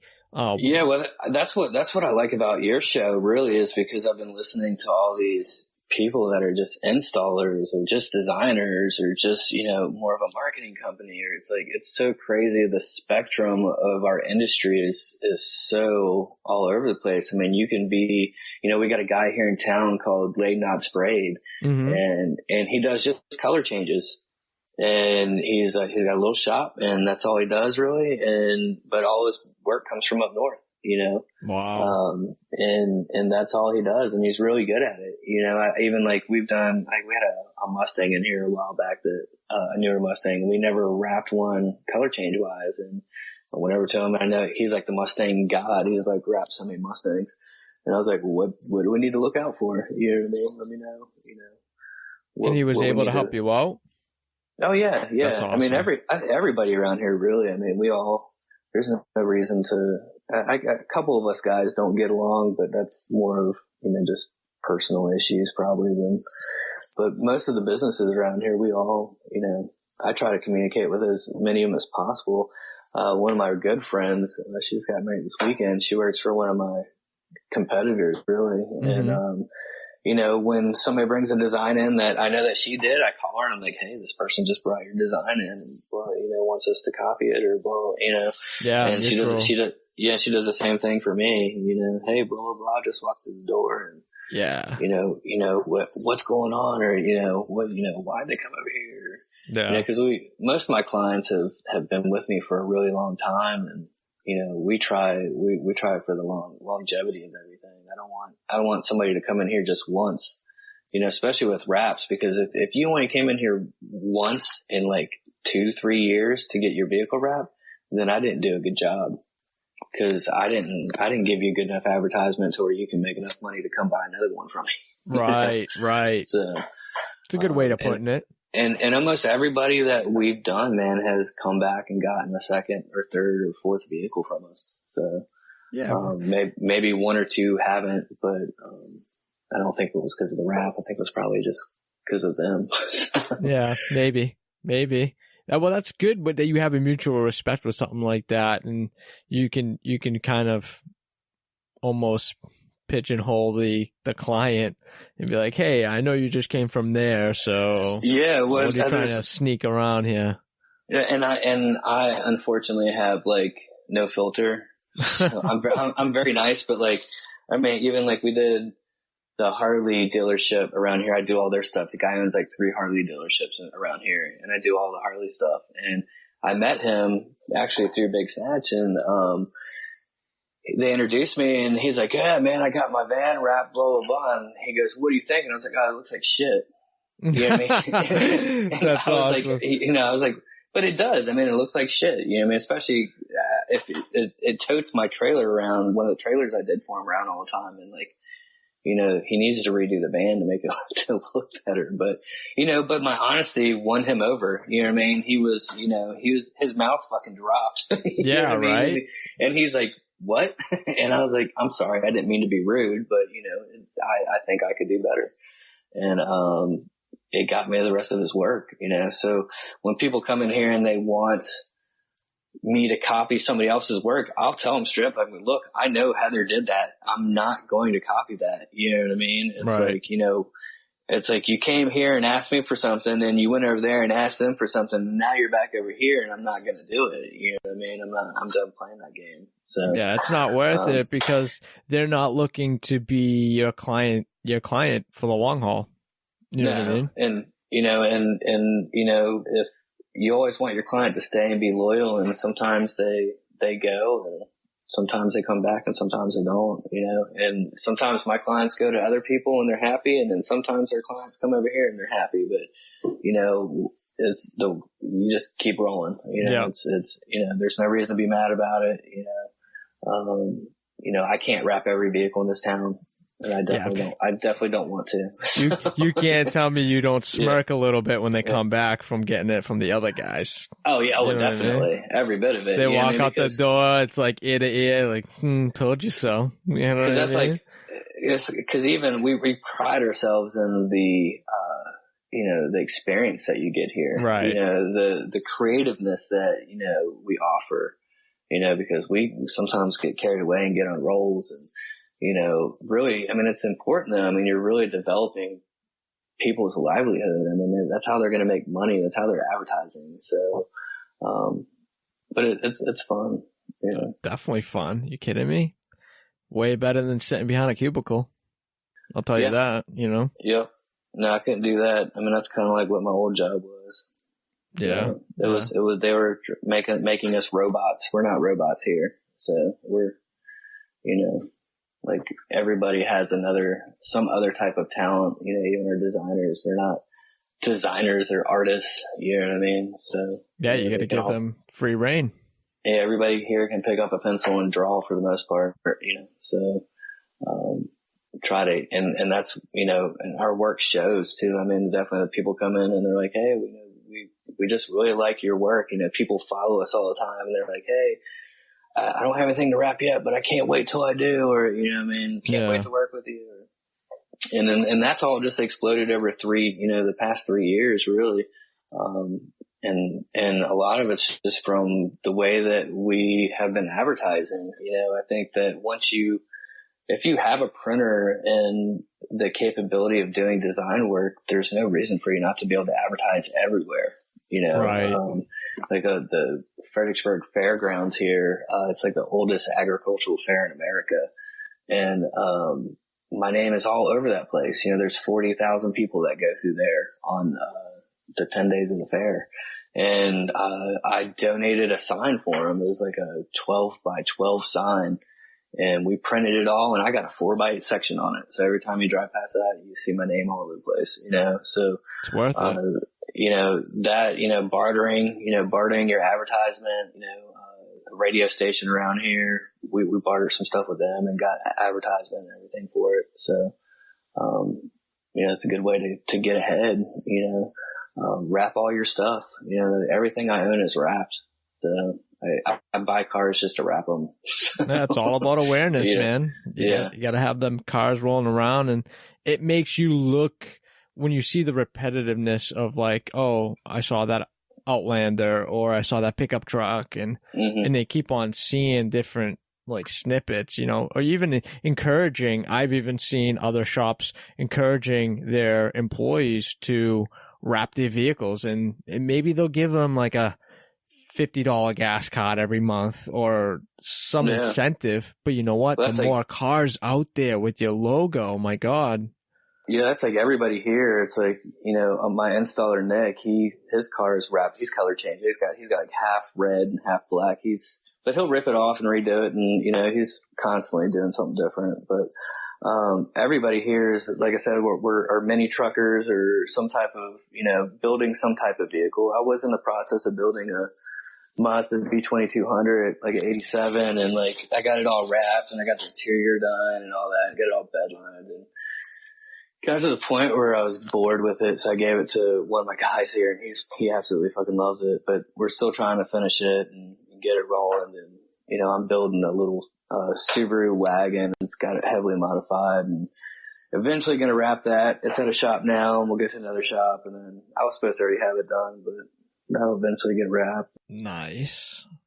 So I keep building stuff to wrap it. And I'm always trying to do something different. And even this year, I've been trying to like kind of step outside of the norm for Fredericksburg, really, and try to do some different stuff like that. The cup car and, some of the race cars I've done, I've got to do like what I wanted to do on them versus what other people wanted to do. And some people aren't really, into that around here. Like I want to do some real like symmetrical, like, crazy, like, let me just be like, different, and they can't handle it. Yeah. It's like, that's why I said they're not my client. It's like when the guys come in, they want something different. I'm like, I've been waiting for you. Yeah. That's so funny.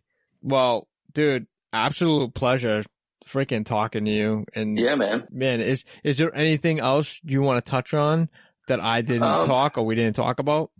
I've heard a bunch of people talk about software and tracking information and stuff, and I've been trying all kinds of different things. And I've come across a system. It's free. You can pay for it, but it's called Podio, and it's an online system. And I've been able to create a workflow system to where when a client comes in, I can create a work order for it, and it has a calculator. Like, I have like a spot, like if somebody comes in for a wrap, it has a spot for every the way that we actually price stuff out. I know lots of people price stuff out differently. We actually price everything out by the linear foot versus the square foot. Okay. I kind of have it all set up for me, but with my wife being here, I've been trying to figure out a way to set this up and for the people that don't really know how to price stuff out.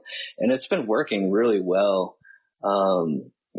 I heard the one guy was using some Google Plus or something. Yeah, he was using Google Plus for, that was Will from Rap Legends, using Google Plus and then networking that with his partners for scheduling and everything like that. Yes, this kind of does all that too, and there's a calendar, and it's pretty great because I think the biggest problem with our industry is organization and trying to get everything going. The way I even have this set up, I can tell how many wraps I've got going on. I can tell how many potential jobs I've got going on. I can even tell, once I put the estimate in, I can even tell how much money I've got in the future coming, from potential jobs or ones lined up. Wow. But it's pretty cool, and it takes a while to get everything set up. But if you guys are looking for something and you have a team of people, it's great. I kind of racked my brain getting the calculators to work right and everything, but we actually got it to work right. I got like vehicle wraps. I got a color change section. I've got banners, stickers, windows, print work section, vehicle lettering section. So all that. But it's pretty cool. I mean, you can upload files into it. It's been very helpful for me. So, what is it like? Is it like an app or is it like yeah, you can get an app for your phone. You get an app for your iPad. You get an app, it's online based, you know what I mean? Really? So you go to podio.com and then you have to build it. So you definitely have to like wrap your head around it first and figure out how it's going to work for you. Right. But it's been working really well because the shop trackers and all that kind of stuff that you got to pay these big bucks for. I'm not really into that because I don't really know if it's going to work. I mean, that's been my biggest thing throughout the years is we use job jackets, you know what I mean? And like, cause it's a physical copy in front of you. But paperwork can be lost. Paperwork can get lost and messy. And This way you can generate your paperwork and still have everything online and you can't lose it. Like you can upload your proofs and, there's so many different things you can do. Cause I've used multiple different softwares and so far this is definitely the most compatible, I think, for our industry, for us at least so far. And we've only been using it for a couple months now, so it's still new and fresh. But, have you ever used SignVox? I haven't used SignVox. I have some friends that have used it, and I think it's too complex for this industry. It is a little bit. I had a friend using it, and she set up a pretty good system that, it's same idea. You're able to customize the internals of it. So if your salesperson's out, they can just put in the calculator and it will be like a wrap, boom, a sign, boom, whatever the case may be. But it goes in even more detail where every person has a login and there's jobs, and it goes from production to the install. So if someone's clients to call, hey, just wondering on my status, you can pop it up, be like, yep. That's exactly how this is. And it's the exact same thing.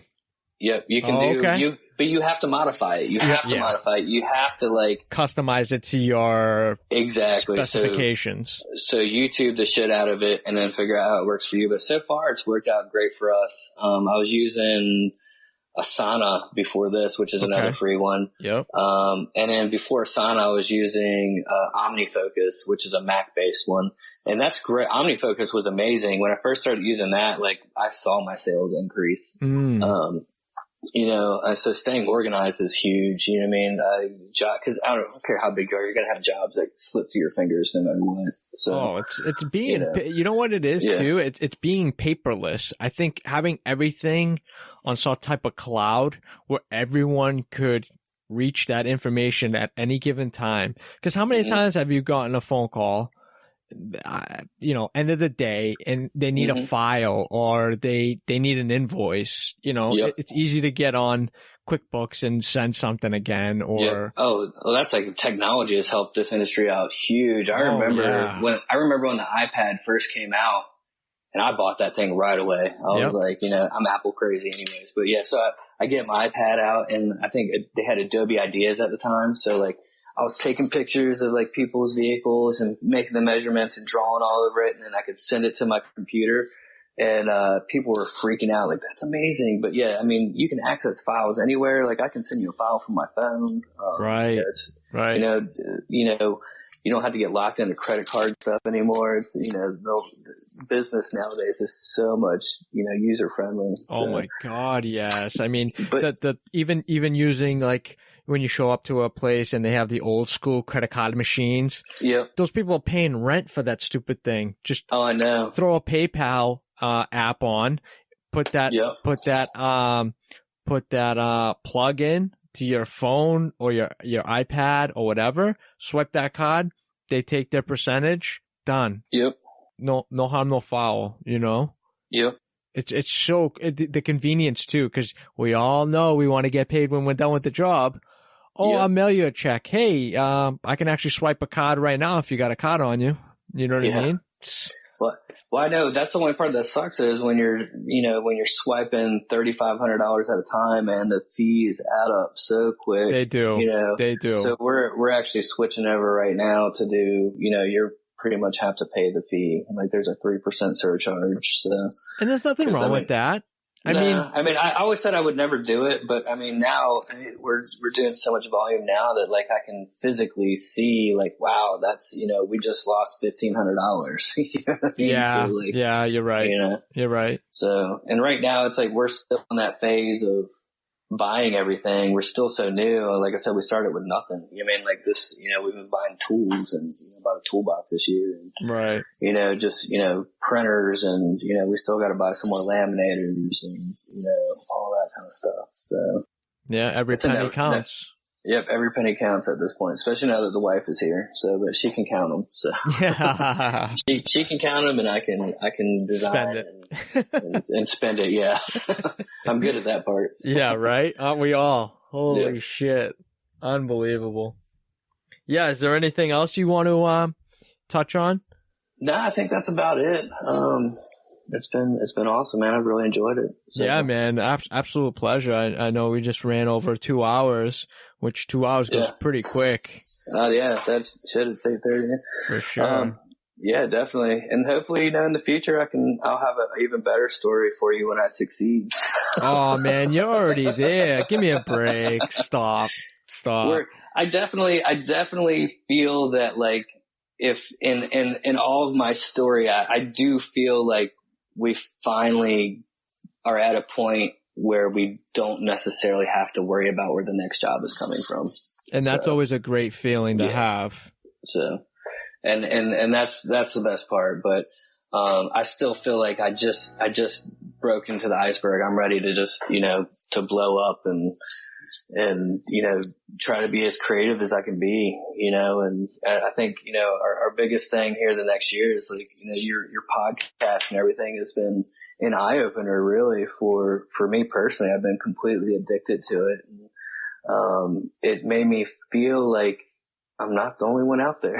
you know what I mean? Like, sometimes you just get down and, the bank account gets low and sometimes you're waiting for those checks to come in and you start getting down on yourself. And then, it's nice now because every Monday I know I got like a new podcast to listen to. For sure. I appreciate that. Yeah, that's the biggest thing too. At the end of the day, I mean, the podcast has been great. I love talking to people. I love communicating. I love hearing the stories. And the biggest thing that I honestly took from it as well was like, holy shit, we all do have the same exact stories. Yeah, I know. I felt like Skeppel's story. I felt with his Jinko pants and everything. I was like, dude, I was right there with you. Right? You know what I mean? Like, I lived through. I was a raver. I was a hippie. Yeah, I was everything. So, yeah. And how many opportunities would you have?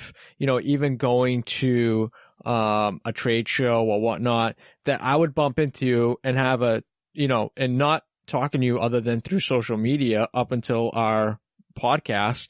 Yeah. We'd sit down for almost 2.5 hours and have a legitimate conversation about so much. Yeah. Like I said, it's nice to know we're not the only ones out there. You know what I mean? And bring the community closer. You know what I mean? Like, if somebody wants to reach out to us, reach out to us. You know what I mean? I'm always open to learn. You know what I mean? I love working with other designers and learning stuff. I mean, like I've been designing for 24 years. Yeah. And, I'm still learning every day. Absolutely. You know what I mean? Every day. I remember I took one Photoshop class, at a sign show one time, and the guy was like, if like 10% of Photoshop, you're doing good. Right. Cause Photoshop is so huge. And even the two designers I have working for me, they're schooled, they got degrees and all that. And, my one designer that's been here for a year now, he's like, yeah, I pretty much didn't know anything. So, or how it really works. It's an eye opener. Yeah. For sure. I mean, we use it for wraps, but then so many other people use it for photo retouching. And a completely different avenue different tools that they use. And it's like, whoa, wait a minute. What's that do? It's whatever. insane. whatever you can create, you know what I mean? And that's people coming here and like, well, what can we do with the wrap? Do you guys have like a book I can look through? I'm like, no. Yeah. Like, it's called iStock. Yeah. Yeah. You can go to Shutterstock. That's fine. But, we definitely use Shutterstock, but like, most of the stuff we do is from scratch for the most part. We use textures and everything from Shutterstock, a lot of clip art. But all the lines and the flow of the vehicle are all done, in Illustrator for the most part. Right. I forgot to ask you, what type of programs are you using for your templating? Templating, Bad Raps. And then, if Bad Raps doesn't have it, I make it myself. So there you go. It kind of goes back. Yeah, it kind of goes back to what I said when I was doing, paint jobs and stuff. Like I was setting them up how Bad Rap sets them up. So the first Bad Raps I got, I was like, oh shit, I'm doing this right. You know what I mean? Right. So, yeah. If only you took that knowledge and created Bad Raps. Yeah, I know, right? Like, yes. Well, I know, but I would have never been happy, so I hate setting up templates. I would have never been happy setting up templates. Yeah, it does take a while. I enjoy the relationship you get out of it with people, and I love watching people grow. That's the best part is, watching the guy that just came in here with nothing and spent his last, $2,500 on a wrap and, watch him grow, that's the best part. Cause then, you did something good and you made an impact. So, you know what? That's a perfect way to end the podcast right there. There you go. That's perfect. That's perfect. Brian, absolute pleasure talking to you, brother. Yes, sir, man. It's been an honor. I think you guys are heading in the right direction. You guys are doing a lot of things right. And you're only 3 years in, even though you have a lot underneath your belt. Right. But as a new company, man, you guys are killing it right now. Yeah, we're trying to. We just started, so keep your eye on us. Oh, for sure. Brian, let everybody know where they can find you on social media and everything. Facebook at Illusion Wraps, or Facebook.com/Illusion Wraps, and that's double plural, Illusions Wraps. And Instagram, same thing. You can follow my installer at Ill Wraps. And that's pretty much it. We don't do Twitter or any of that stuff, and our website is illusionwraps.com, but don't go to that because it's outdated and old and needs to be redone. But yeah. Perfect. If I ever have time for it. Yeah, right. Awesome. Brian, absolute pleasure. I wish you and your team well for 2018, and I can't wait to see what you guys come up with next. I appreciate it, man. Good talking to you. Thank you to everyone for tuning into the podcast, and thank you to our sponsors.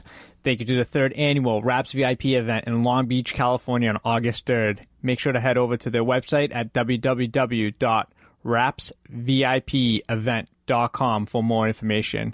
And thank you to all our listeners. If you like our content, share it. Give us a rate and review. Till next time, folks, that's a wrap.